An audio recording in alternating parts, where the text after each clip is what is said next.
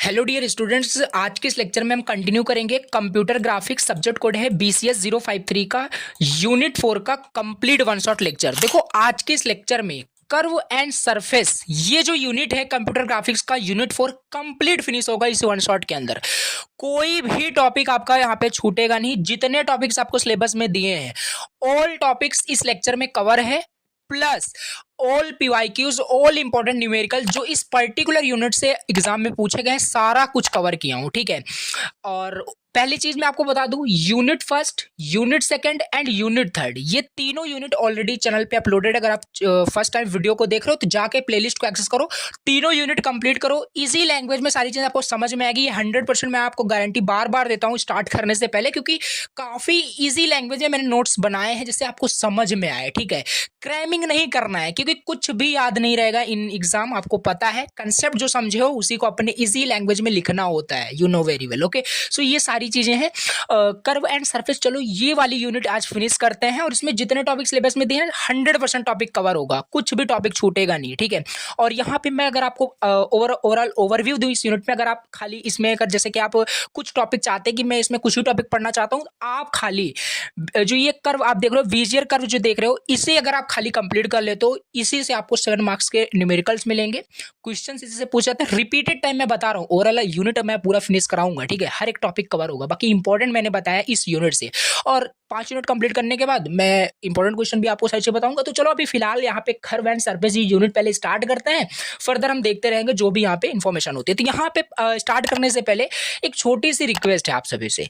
Videos को देखते हो बट आप लाइक नहीं करते, सब्सक्राइब नहीं करते, जो कि बहुत ज़्यादा मतलब डीमोटिवेटेड फील करता हूं। बट नो वरी कि कोई मतलब दिक्कत नहीं है। चैनल को प्लीज़ सब्सक्राइब करना और प्लीज़ लाइक करना, बहुत ज़्यादा मोटिवेशन मिलता है।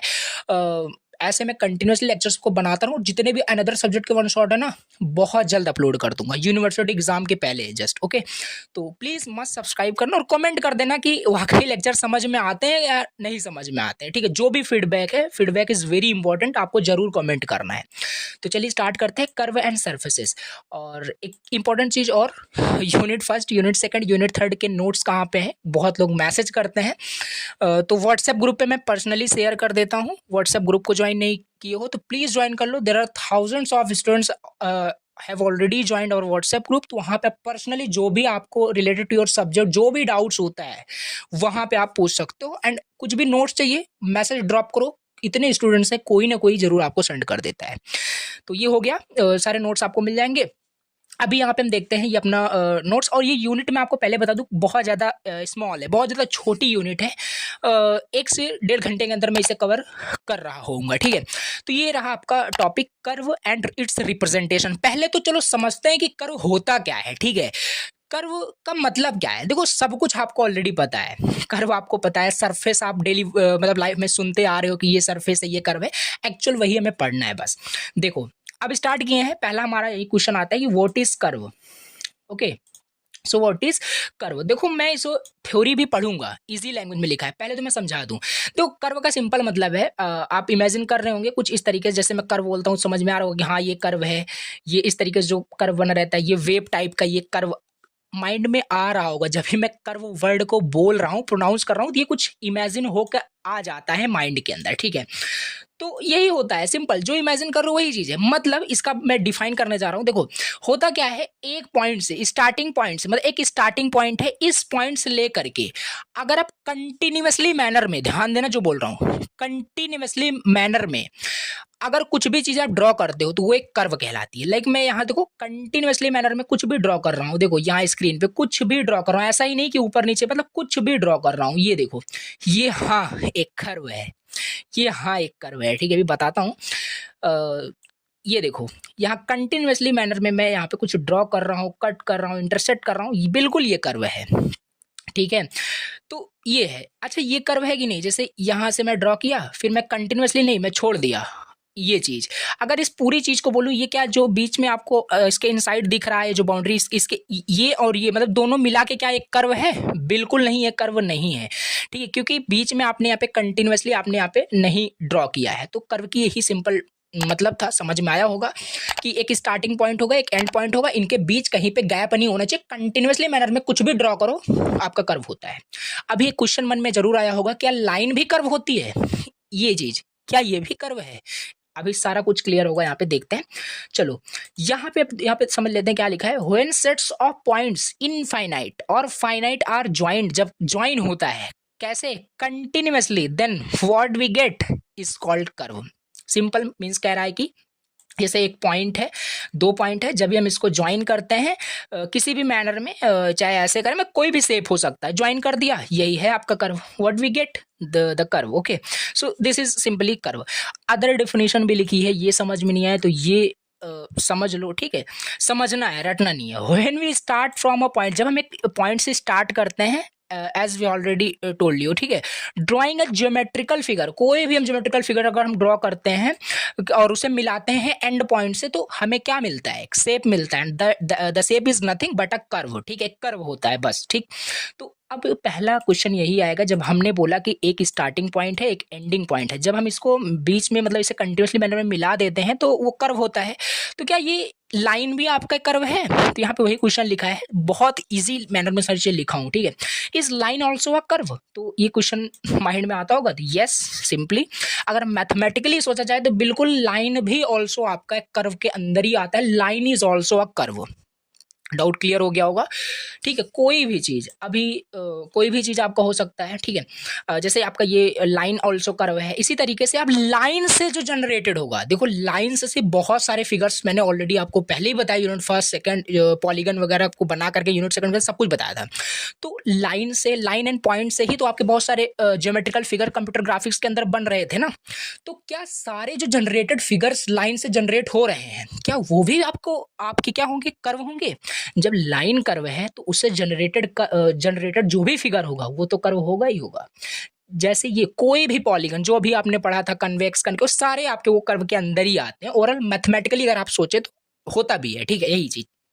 जैसे ये माइंड में देखो क्वेश्चन, पर्सनली मतलब बहुत सारे लोगों के मन में मतलब ऐसे डाउट्स होते हैं कि कर्व जो होता है वो कुछ बेंड्स टाइप का ही होता है, मतलब झुका हुआ टाइप का ही रहता है। अगर इस टाइप से कुछ है तो ये लाइन बोलेंगे, लेकिन इसे कर्व कभी एक्सेप्ट नहीं किया जाता।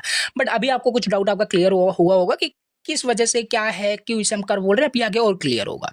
तो बेंड से रिलेटेड नहीं है ये कर्व, एक्चुअली हम जो इमेजिन करते हैं ये है, बाकी ये भी मैथमेटिकली आपका कर्व ही होता है, ठीक है। तो उससे रिलेटेड जो भी ये लाइन, देखो स्ट्रेट लाइन से मतलब जो भी है ये भी एक कर्व होगा, ये ट्रायंगल भी, और ये भी आपका एक कर्व ही है। So yes, all the figure are curve, सारे कर्व हैं। सो और यहाँ पे डेफिनेशन लिखी है मैथमेटिक्स में, अगर हम देखें, so in mathematics a curve is generally speaking an object similar to a line but that need to be a straight, thus a curve generalization of a line। Simple वही बोल रहा है, जैसे कि सिंपल जैसे मैंने बताया, एक पॉइंट यहाँ है, अगर इस पॉइंट से हम ऐसे स्टार्ट कर कंटिन्यूअसली हम चल रहे हैं, देख लो यहाँ एंड कर दिया, क्या ये भी एक कर्व है? हाँ, ये कर्व तो है, लेकिन इसे हम सर्कल भी बोलते हैं। तो ये चीज है, सर्कल भी कर्व होता है, ठीक है, सर्कल भी कर्व होता है। तो this circle is also a curve, ठीक। अच्छा, तो क्या ये चीज भी कर्व है? जी नहीं, क्योंकि ये कंटिन्यूअसली मैनर में ड्रॉ नहीं किया गया है। पहले देखो इसे, चलो हमने ड्रॉ कर दिया, फिर मैं इसको ड्रॉ कर दे, देखो यहाँ से हमारा पेन मतलब उठ रहा है, ऐसे मतलब बोल सकते हैं अगर और इजी में आपको बताऊं, तो कंटिन्यूअसली नहीं हो रहा है, ठीक है। तो यही चीज सिंपल मैंने आपको बताया कि मतलब एक पॉइंट से स्टार्ट करो, अब पेन आपको उठाना नहीं है, कुछ भी ड्रॉ करो, कुछ भी, ठीक है। तो ये सब आपका कर्व है, लेकिन बीच में अगर आपने पेन उठा दिया, मीन्स गैप कर दिया, देन वो आपका कर्व नहीं होगा। तो ये कुछ समझ में आया होगा, आई नो कि कर्व क्या होता है, समझ में आ गया होगा, ठीक है। अब टाइप्स भी समझ लेते हैं। कर्व है तो कर्व के अंदर भी काफी सारे टाइप्स होते हैं। तो बेसिकली 3 टाइप्स के हैं, और भी टाइप्स के हो सकते हैं, बट यहाँ पे एक जनरलाइजेशन हम फॉर्म लेके चल रहे हैं। आपका ओपन कर्व हो सकता है, क्लोज्ड कर्व हो सकता है, क्रॉसिंग कर्व क्या हो सकता है। ओपन कर्व कुछ इस तरीके से, जैसे सिंपल ये जो हम बनाते हैं ये भी एक कर्व है, ये भी एक कर्व तो है, बट टाइप किस टाइप का है? ओपन कर्व है, देखो ओपन है। और क्लोज्ड मीन्स यहाँ पे फिगर से ही आप इसे समझ सकते हैं। ये देखो क्लोज्ड कर्व है, क्लोज्ड कर्व है, भले ही यहाँ पे आपका ये क्या है, रेक्टेंगल आपको दिख रहा होगा। ऑल्सो जब लाइन से जितने भी आपके फिगर जनरेट हो रहे हैं लाइन से मिलकर के, वो सारे आपके कर्व होंगे, ये ऑलरेडी मैंने बताया, ठीक है। तो वही चीज़ है, क्लोज्ड कर्व आपको समझ में आ गया होगा। क्रॉसिंग कर्व मीन्स कि यहाँ पे वही सेम इंटरसेक्ट कर रहे होंगे, सिंपल एक पॉइंट से हमने स्टार्ट किया और ये देखो क्रॉस कर दिया है, दिस इज कॉल्ड यहाँ पे आपका क्रॉसिंग कर्व, ये आपका क्रॉस कर गया, तो ये क्रॉसिंग कर्व हो गया। 3 टाइप्स के यहाँ पे है, बेसिक है, कुछ यहाँ पे ज़्यादा नहीं। अब यहाँ पे हम समझते हैं कि एक्चुअली हम कैसे रिप्रेजेंट करेंगे। चलो ठीक है, हम तो बोल रहे हैं कि हाँ एक पॉइंट यहाँ है और एक पॉइंट यहाँ है, सॉरी एक पॉइंट स्टार्टिंग पॉइंट है और यहाँ से हम ऐसे ड्रॉ करते जा रहे हैं, बट एक्चुअली ये कंप्यूटर में कैसे होगा? क्या कंप्यूटर भी ऐसा कुछ करेगा? नहीं। तो कंप्यूटर में रिप्रेजेंट करने के कुछ तरीके होते हैं, कुछ फॉर्म्स होते हैं, वो सब हमें कंप्लीट करना है। तो कंप्यूटर में ये कैसे रिप्रेजेंट किया जाएगा, सो ये हमें देखना है। How do we represent a curve in the computer system? ठीक है, कंप्यूटर ग्राफिक्स पढ़ रहे हैं तो वो सिंपल चीज़ है, किस तरीके से वो रिप्रेजेंट होता है, कितने फॉर्म्स होते हैं रिप्रेजेंटेशन के, ये इंपॉर्टेंट है, ये एग्जाम में आया हुआ क्वेश्चन है। Curve and its representation important question है, ठीक है। अब यहाँ पे हम देखते हैं, curve can be represented mathematically using equation और visually by connecting points. Basically देखो 3 रिप्रेजेंटेशन होते हैं, 3 तरीके से हम कर्व को रिप्रेजेंट कर सकते हैं। पहला एक्सप्लिसिट रिप्रेजेंटेशन, दूसरा इम्प्लिसिट रिप्रेजेंटेशन, तीसरा होता है पैरामेट्रिक इक्वेशन का यूज करके। तीनों बहुत ईजी हैं, कुछ नहीं है। एक्सप्लिसिट रिप्रेजेंटेशन में आपको क्या यहाँ पे है, एक जनरलाइज्ड एक आपका एक डायरेक्ट इक्वेशन होता है, उस इक्वेशन में आप वैल्यू पुट करके एक कर्व को ड्रॉ कर सकते हैं। जैसे द कर्व इज, मतलब एक्सप्लिसिट रिप्रेजेंटेशन में क्या क्या है कि कर्व को हम डिफाइन कर सकते हैं डायरेक्ट इक्वेशन का यूज करके, जैसे y is equal to f x, simple explicit representation हो जाएगा। जैसे अभी जस्ट मैंने आपको बताया था ना कि क्या है, आपका जो लाइन होता है, line is also a curve, तो लाइन का जो जनरल इक्वेशन क्या होता है ऑलरेडी पता है, एम एक्स प्लस सी, तो ये होता है, तो ये sorry M x plus C, तो this is also F x, okay. तो ये है, तो line is also a curve, यहाँ पे आपका प्रूफ हो गया। तो ये मतलब एक्सप्लिसिट रिप्रेजेंटेशन है आपका कर्व का। तो वाई अगर एफ एक्स की जगह आप एक्स स्क्वायर भी रखें तो ये एक आपका पैराबोला का रिप्रेजेंटेशन हो जाएगा, and parabola is also a curve, okay. तो ये सिंपल आपका कुछ रिप्रेजेंटेशन है, और इसका एक्सप्लिसिट रिप्रेजेंटेशन का लिमिटेशन भी देख लेते हैं। लिमिटेशन क्या है कि इसे हम this only works for curve that can be represented as a single function of x. हाँ, ये only a single function of x पे डिपेंड करता है, यानी मल्टीपल वैल्यू वाई की नहीं होती है इसमें। वाई की जो भी वैल्यू होगी ना वो सिंगल होगी, ये कह रहा है, वाई की मल्टीपल वैल्यू नहीं होगी। अभी हम इम्प्लिसिट कवर करेंगे तो समझ में दोनों अच्छे से आएगा। एक्सप्लिसिट में बस इतना याद रखना है, ये कुछ फॉर्मूला होता है, इस पे हम वाई की जो भी वैल्यू रखेंगे, लाइक एक्स स्क्वायर, ये एग्जांपल राइट कर सकते हो, parabola also representation of a curve, तो ये हो जाएगा। या यहाँ पे आप कुछ भी रख सकते हैं, लाइक लाइन की इक्वेशन रख सकते हैं, तो वो आपका एक एक्सप्लिसिट रिप्रेजेंटेशन हो जाएगा। और कैसे आपका एक कर्व आपका मतलब क्रिएट हो रहा है, ये सब अभी आगे हम कवर करें। ये सब रिप्रेजेंटेशन पहले हम कवर करते हैं कि क्या एक्चुअली रिप्रेजेंट कैसे करते हैं। अब दूसरा हमारे पास है, लिमिटेशन हमने देख लिया। दूसरा हमारे पास है यहाँ पे इम्प्लिसिट रिप्रेजेंटेशन। दूसरा क्या है, इम्प्लिसिट रिप्रेजेंटेशन। और इसमें क्या होता है कि जो कर्व डिफाइन होता है, इसमें भी एक इक्वेशन आपका है, इसका अपना है, जिस that relates x and y such as, जैसे कि f of x and y equal 0, ये कुछ है। ये तो आपको देखो थोड़ा बहुत तो ये समझना पड़ेगा कि इसका डायरेक्ट इक्वेशन एक्सप्लिसिट का क्या था और इम्प्लिसिट का क्या डायरेक्ट इक्वेशन था, ये तो जस्ट याद हो जाएगा, ठीक है। तो ये इम्प्लिसिट रिप्रेजेंटेशन का क्या होगा, f of x y is equal to 0, ठीक, इतना हुआ। अब देखो मैंने क्या बताया था, y की यहाँ पे मल्टीपल वैल्यू नहीं निकलती, y की एक सिंगल वैल्यू, यहाँ पे वही बोल रहा है कि this only works for the curve that can be represented as a single function of x। But now यहाँ पे देखो सर्कल, जैसे यहाँ पे एफ ऑफ एक्स वाई जो कि आपके एक्स एंड वाई दो वेरिएबल पे डिपेंड कर रहे हैं, तो कैन बी रिप्रेजेंटेड है। जैसे कि यहाँ पे अगर हम सर्कल का यहाँ पे इक्वेशन देखें तो सर्कल का इक्वेशन क्या होता है, x square plus y square is equal to r square, या आप आर को लेफ्ट हैंड साइड कर सकते हो, तो ये आपका सर्कल का इक्वेशन होगा, where r is the radius, ये हो गया, ठीक है। तो ये आपका रिप्रेजेंटेशन हो जाएगा किसका, इम्प्लिसिट रिप्रेजेंटेशन का। अब इसे फर्दर इसमें वैल्यूज पुट करके आप सॉल्व कर सकते हैं, देख सकते हैं। देखो अभी थोड़ा बहुत आपको कंफ्यूजन में भी क्रिएट हो सकता है कि क्या चीज़ यहाँ पे कैसे है, और कुछ भी यहाँ पे आपको कंफ्यूजन क्रिएट नहीं करना है। आगे भी जस्ट इसका जब न्यूमेरिकल हम करेंगे तो और ज़्यादा क्लियर होगा, इसमें कुछ भी नहीं है, ठीक है। तो बेसिकली हमने देखो क्या क्या देखा यहाँ पे। एक्सप्लिसिट रिप्रेजेंटेशन में ये y equal to f x याद रखना है, इसमें f of x y equal 0 आपको याद रखना है। तो सर्कल का एग्जाम्पल यहाँ पे आप राइट कर सकते हैं। एडवांटेज इसका देखते हैं। तो इम्प्लिसिट रिप्रेजेंटेशन का एडवांटेज जो होता है ना, this can represent more complex shape. ये जो भी कॉम्प्लेक्स शेप होते हैं ना, वो आपके जैसे सर्कल, इलिप्सिस, ये जैसे जो कॉम्प्लेक्स शेप होते हैं, ये इम्प्लिसिट रिप्रेजेंटेशन से हम एक कर्व को रिप्रेजेंट कर सकते हैं, ठीक है। अब तीसरा हमारा जो इम्पोर्टेंट है, ये आपको बहुत अच्छे से समझना पड़ेगा, ठीक है, जो भी आगे के कर्व हैं उसको समझने के लिए। तो यहाँ पे हमारे पास है पैरामेट्रिक रिप्रेजेंटेशन। क्या है तीसरा हमारे पास होता है पैरामेट्रिक इक्वेशन का यूज करके, या पैरामेट्रिक रिप्रेजेंटेशन बोलिए, ठीक है। अब पैरामेट्रिक रिप्रेजेंटेशन क्या होता है, इसमें भी हमारे पास the curve is defined using some parameter. अब हम कर्व को डिफाइन करेंगे, मतलब ड्रॉ करेंगे यूजिंग सम पैरामीटर। जैसे कि देखो पहली चीज, एक सेकंड देखो बताता हूँ यहाँ पे, एक सेकंड। अच्छा यहाँ पे देखो, ये जो y है, अच्छा y किस पे डिपेंड कर रहा है, पहले ये तो पता होना चाहिए। देखो ये तो आपको ऑलरेडी पता होगा कि इस साइड का जो भी आपके वेरिएबल होते हैं, ये आपके क्या होते हैं, इंडिपेंडेंट वेरिएबल होते हैं। इस साइड के जो भी वेरिएबल होते हैं वो डिपेंडेंट वेरिएबल होते हैं, ठीक है। तो डिपेंडेंट इंडिपेंडेंट पता होगा आपको।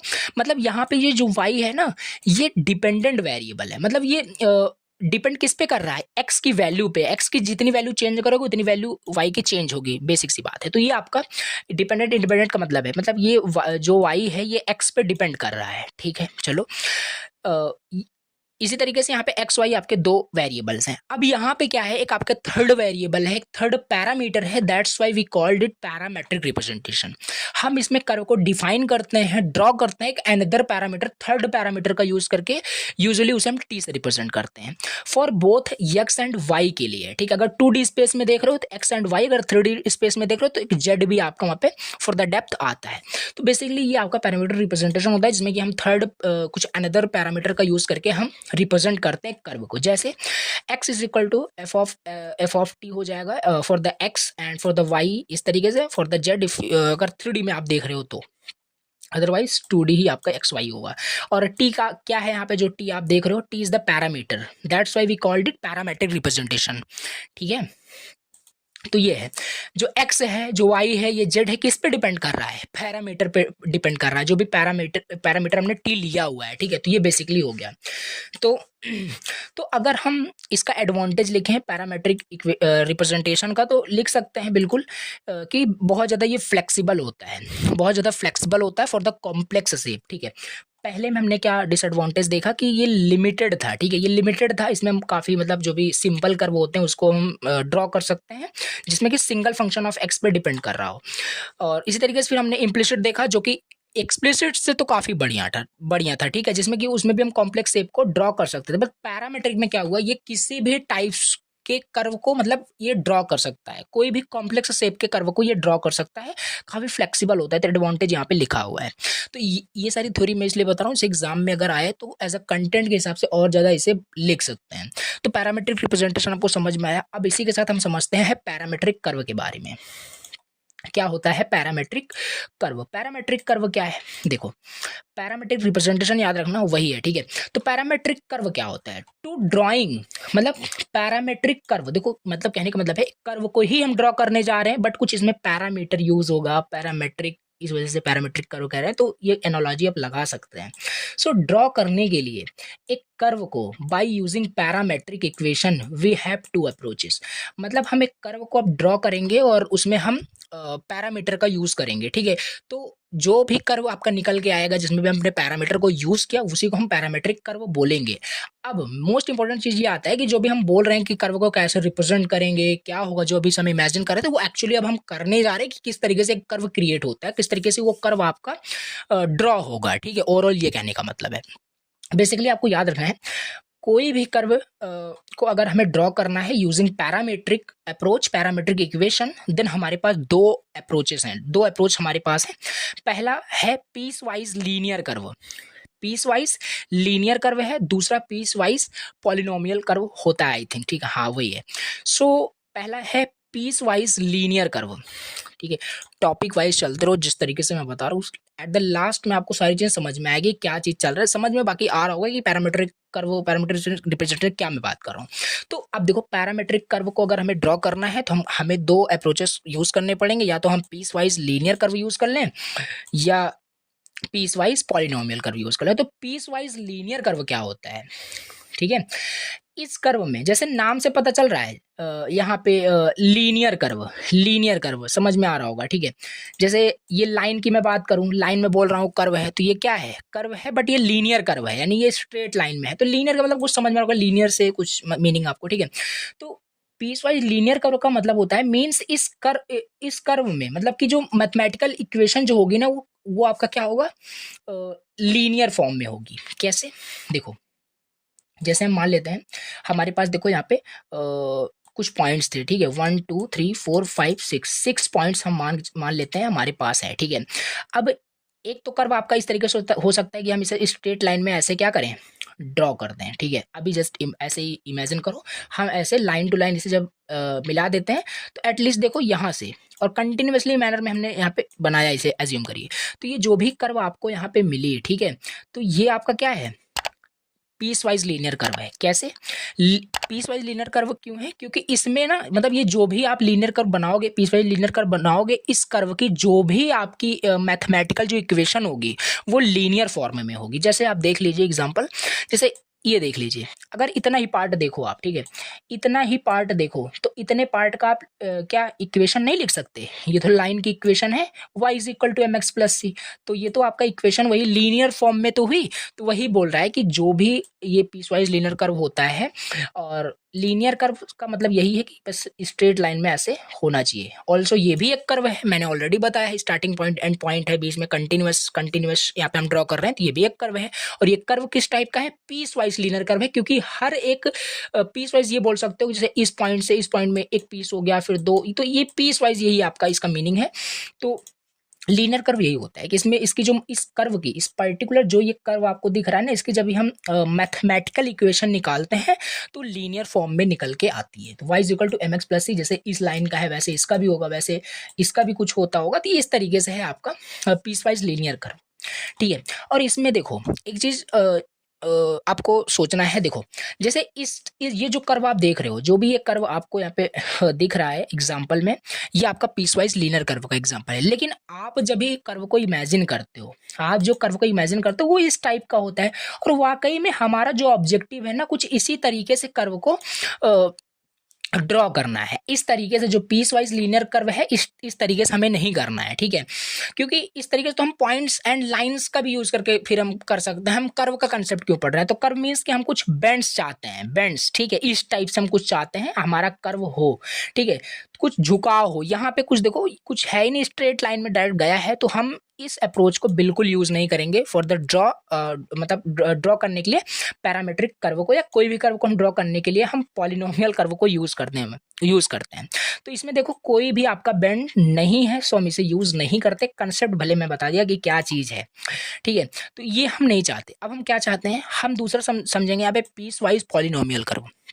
अब ये क्या होता है, पीस वाइज पॉलिनोमियल कर्व क्या होता है, इसमें भी कुछ नहीं है। देखो इसमें क्या होता है कि सिंपल थोड़ा सा इसमें बैंड्स होता है, जो हम चाहते हैं जिस तरीके से कर्व हमें दिखे, जिस तरीके से हम कर्व ड्रॉ करना चाहते हैं वो हम ड्रॉ कर पाएंगे पीस वाइज पॉलिनोमियल कर्व का यूज करके, ठीक है। इसमें देखो जैसे वहां पे स्ट्रेट था, यहाँ पे स्ट्रेट नहीं है, थोड़ा सा बेंड है, और जिस तरीके से हम चाहते थे उसी तरीके से है, देखो इस फॉर्म में है, ठीक। तो ये है आपका पॉलिनोमियल कर्व। अब यहाँ पे हम समझते हैं ये पॉलिनोमियल क्या है। चलो पीस वाइज कर्व ये ठीक था, पॉलिनोमियल क्या है, देखो पॉलिनोमियल आपको पता होगा, जैसे कि कुछ इस तरीके से होता है, ठीक है। कुछ डिग्री एक्स की पावर में कुछ डिग्री दी रही होती है, पॉलिनोमियल कुछ रिलेट कर रहे होंगे, जैसे एक्स स्क्वायर प्लस 3x, ठीक है, ये भी एक पॉलिनोमियल है। यहाँ पे एक्स क्यूब हो जाएगा, ये भी पॉलिनोमियल है, एक्स पावर 4 ये भी तो ये सिंपल आपका होता है, ठीक है। तो सिंपल देखो, अब यहाँ पे मैं बताता हूँ क्या चीज है। देखो अब यहाँ पे एक पॉइंट आपको और याद रखना है, जैसे आगे जब भी हम क्वेश्चन करेंगे तो बेसिकली ये होता है, जैसे देखो देखो जैसे यहाँ पे कितने पॉइंट्स हैं, यहाँ पे देखो कितने पॉइंट्स, ये जो कर्व बना है आपका कितने पॉइंट्स मिलकर बना है, 1 2 3 4 5 6 7, ओवरऑल 7 पॉइंट्स से मिलकर ये कर्व बना हुआ है। तो ये होता है कि जितने ज़्यादा पॉइंट्स का यूज़ करके हम कर्व बनाते हैं, कंप्यूटर में उस कर्व को ड्रॉ करना उतना ही कॉम्प्लेक्स होता है। कैसे? देखो, जैसे हम जब यूज़ करते हैं 4 पॉइंट, जैसे देखो बेसिकली जैसे हम अगर 4 पॉइंट यूज़ करें, 4 पॉइंट अगर हम यूज़ करते हैं, ये कंसेप्ट आपको याद रखना पड़ेगा। जब हम 4 पॉइंट्स को यूज़ करके कर्व बनाते हैं, जैसे मान लेते हैं 1 ये आपका, ठीक है? ये 2 3 एंड 4, ठीक है? तो ऐसा कुछ समझ में 4 पॉइंट्स का यूज़ करके हम यहाँ पे क्या कर रहे हैं, कर्व को बना रहे हैं। तब हमारी जो डिग्री होती है वो 3 होती है, मतलब एक कम डिग्री आपकी हमेशा होती है, और ये हम पॉलिनोमियल पढ़ रहे हैं। जैसे कि यहाँ पे क्या है, जैसे यहाँ पे अगर हम 5 पॉइंट से 5 पॉइंट से मिल करके अगर एक कर्व बनाते हैं तो डिग्री उसकी 4 होगी, मतलब एक कम ही उसकी डिग्री होती है। और अगर 2 पॉइंट से मिला करके हम कर्व बना रहे हैं तो उसकी डिग्री क्या होगी, 1 होगी, ठीक है? तो यहाँ पे कितने हम पॉइंट्स का मिला करके कर्व बना रहे हैं, 7 पॉइंट से, तो डिग्री कितनी होगी, 6 होगी, तो x की पावर 6 ये है। अब देखो थोड़ा क्लियर करता हूँ इसको, ठीक है? जैसे मैंने क्या बताया, 2 पॉइंट से अगर मैं मिला करके, जैसे ये चीज़, अच्छा ये कर्व है कि नहीं, ये तो क्लियर हो जाना चाहिए। लाइन है बिल्कुल, हाँ ये कर्व है। तो मैंने ये बताया कि अगर 2 पॉइंट से मिला करके मैं कर्व बनाता हूँ तो उसकी डिग्री 1 होगी, और इसकी डिग्री 1 कहाँ है, कैसे, मतलब कुछ समझ में नहीं आया। देखो ये आपका किसका इक्वेशन है, y is equal to mx plus C, और बताओ यक्स की डिग्री कितनी है, यक्स की डिग्री आपकी 1 है, और वही तो यहाँ पे लिखा है कि मतलब ये आपका वेरीफाइड है कि 2 पॉइंट से अगर कर यूज करके कर्व को बनाओगे तो डिग्री उसकी 1, तो एक कम ही होता है n-1, ठीक है? n-1 याद रखना। 4 पॉइंट्स मीन्स कि आपका ये 3 डिग्री होगी, और ये मैंने क्यों बताया, आगे भी क्वेश्चन में यूज होगा, सो ये बताएं। और एक इंपॉर्टेंट चीज आपको याद रखना है, अगर आपको बेस्ट रिजल्ट चाहिए, जो मैं बता रहा हूँ वही चीज आपको यहाँ पे याद रखना है। बेस्ट रिजल्ट चाहिए मतलब कि कंप्यूटर में, जैसे कि देखो अभी तो चलो यहाँ पे 7 ही पॉइंट मैंने यहाँ पे ड्रॉ किए, जो कि आपको ये दिख रहा होगा, इसको कैलकुलेट कर लोगे। लेकिन जैसे मान लो ये देखो, लो अभी समझ में आएगा, ठीक है? ये भी एक कर्व है कि नहीं, तो इसमें कितने पॉइंट हैं, काउंट कर लेते हैं, 1 2 3 4 5 6 7 8 9 10 11, आई थिंक 11 यहाँ पे टोटल पॉइंट्स हैं। तो डिग्री कितनी होगी, 10 डिग्री होगी, यानी x की पावर 10 होगी। अच्छा x की वैल्यू पे अब डिपेंड करता है कि ये कैलकुलेशन कितना कॉम्प्लेक्स होगा। मान लेते हैं x की वैल्यू यहाँ पे मान लेते हैं ऐसे रैंडमली 15 है, तो ये देखो कितना कॉम्प्लेक्स हो जाएगा, ठीक है? ये तो जस्ट एन एग्जांपल ले रहे हैं। तो बोल कहने का मतलब है जितना ज़्यादा पॉइंट्स रहेंगे उतना कॉम्प्लेक्स कर्व बनता जाएगा, ठीक है? जो कि कॉम्प्लेक्सिटी बढ़ेगी कंप्यूटर के अंदर, ठीक है? तो बेसिकली हम क्या मान के चलते हैं, अजम्पशन हमारा क्या होता है कि हमें जो भी हम क्वेश्चन सॉल्व करेंगे या पूरे ओवरऑल जो भी हम कर्व बनाते हैं वो हमारा भी पूरे इस यूनिट में 4 या 5 पॉइंट्स का यूज़ करके हम बनाते हैं। अगर हम 4 या 5 पॉइंट्स का यूज़ करके कर्व बनाते हैं तो वो हमारा बेस्ट कर्व के अंदर आता है, वो हमारा बेस्ट कर्व के अंदर आता है। सो यहाँ पे वही लिखा है, अगर हम यूज़ करते हैं 4 पॉइंट और 5 पॉइंट का यूज़ करके अगर हम कर्व को बनाते हैं तो वो बेस्ट कर्व आपका होता है। उससे ज़्यादा अगर बनाओगे, उससे अगर 4-5 पॉइंट से ज़्यादा अगर पॉइंट्स का यूज़ करके कर्व बनाओगे तो कर्व कॉम्प्लेक्स हो जाएगा। और हाँ सिंपल सी बात है, जैसे 4-5 पॉइंट से कम पॉइंट्स का यूज़ करके, जैसे मान लो 2 पॉइंट्स का यूज़ करके अगर आप बना रहे हो कर्व, तो सिंपल सी बात है आपको एक लाइन मिल जाएगी। तो ये है, मतलब जितना कम बनाओगे, मतलब ऐसा भी नहीं होना चाहिए लाइन हमें नहीं चाहिए। कर्व देखो अब हमें यही समझ चलना है कि हमारा ऑब्जेक्टिव यही है कि कर्व हमें कुछ इस शेप का मिले, कुछ बेंड्स टाइप का मिले, ठीक है? स्ट्रेट नहीं मिलना चाहिए, स्ट्रेट मिल गया तब भी कोई मीनिंग नहीं है, और हमें बेंड्स टाइप का चाहिए। तो मिनिमम हमारा 4 या 5 पॉइंट्स का यूज़ करोगे तो हमें बेंड्स टाइप का मिलेगा, और हमारा जो कर्व होना चाहिए वो पीस वाइज पॉलिनोमियल कर्व होना चाहिए। इसी कंसेप्ट को हम यूज़ करेंगे। आई होप कि ये समझ में आया होगा कि क्या चीज़ है। Now we will use only 4 points, हम 4 पॉइंट्स ही यूज़ करेंगे, और 4 पॉइंट्स यूज़ करेंगे तो डिग्री क्या होगी, याद रखना है पॉलिनोमियल में डिग्री आपका 3 होगा, और ये डिग्री 3 है, ध्यान दो डिग्री 3 है तो इसे क्या बोलोगे, क्यूबिक पॉलिनोमियल कर्व बोलोगे, ठीक है?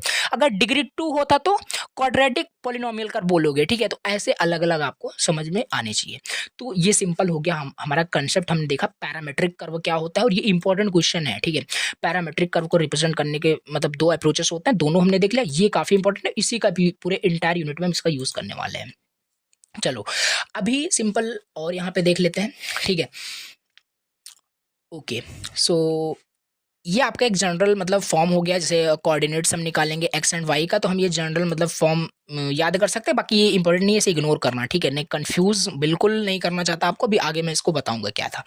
अब इसके बाद हमें देखो पैरामेट्रिक कर्व हमने देख लिया, अब हमें यहाँ पे नेक्स्ट टॉपिक हमें कंप्लीट करना है, पैरामेट्रिक एंड ज्योमेट्रिक कंटिन्यूटी क्या होती है। पैरामेट्रिक एंड ज्योमेट्रिक कंटिन्यूटी क्या होती है, मोस्ट इंपॉर्टेंट क्वेश्चन है, ये क्वेश्चन पूछा गया है। पैरामेट्रिक कंटिन्यूटी क्या होता है, ये एग्जाम में आया हुआ क्वेश्चन है। अभी तक ज्योमेट्रिक कंटिन्यूटी नहीं आया, बट मे भी आ सकता है, दोनों कवर करेंगे इजी लैंग्वेज में। पैरामेट्रिक कंटिन्यूटी क्या होती है, देखो पैरामेट्रिक कंटिन्यूटी को हम सी से रिप्रेजेंट करते हैं, only C. C means parametric continuity in this term, ठीक। अब parametric continuity refers to how smooth, देखो पहली चीज चलो पैरामेट्रिक का तो मतलब क्लियर हो गया होगा अभी तक कि कुछ पैरामीटर होगा वहां पे, पैरामीटर इक्वेशन यूज हो रहे होंगे, ठीक है। बट ये कंटिन्यूटी का मतलब क्या है समझ में आपको ऑलरेडी आया होगा। मैंने शुरुआत में ही आपको बताया, कर्व को जब भी ड्रॉ करो तो कंटिन्यूअस मैनर में होना चाहिए, ठीक है। तो ये जो कंटिन्यूटी होती है, कंटिन्यूटी मतलब ये बताता है कि हमारा जो कर्व है कितना ज़्यादा स्मूथ है, ठीक है। कंटिन्यूटी का मतलब सिंपल होता है कि कर्व जो है वो कितना ज़्यादा यहाँ पे स्मूथ है। तो हाँ, हम कहाँ पे थे, हम पैरामेट्रिक कंटिन्यूटी पे थे, ठीक है। तो हम क्या समझ रहे थे, कंटिन्यूटी का मतलब, हाँ हम समझ रहे थे। पैरामेट्रिक का मतलब तो हमें समझ में आया कि पैरामेट्रिक का मतलब क्या होता है, कुछ पैरामीटर से रिलेटेड कुछ होगा। अब कंटिन्यूटी का मतलब क्या, देखो कंटिन्यूटी का मतलब है ये जैसे मैंने शुरुआत में आपको बताया कि जो भी कर्व होना चाहिए वो कंटिन्यूअस मैनर में होना चाहिए। तो ये कंटिन्यूटी यही बताता है कि जो कर्व है वो कितना ज्यादा कंटिन्यूअस है, कितना ज्यादा स्मूथ है, ठीक है। स्मूथनेस ऑफ द कर्व, ये आपका कंटिन्यूटी से कुछ मतलब है, ठीक है।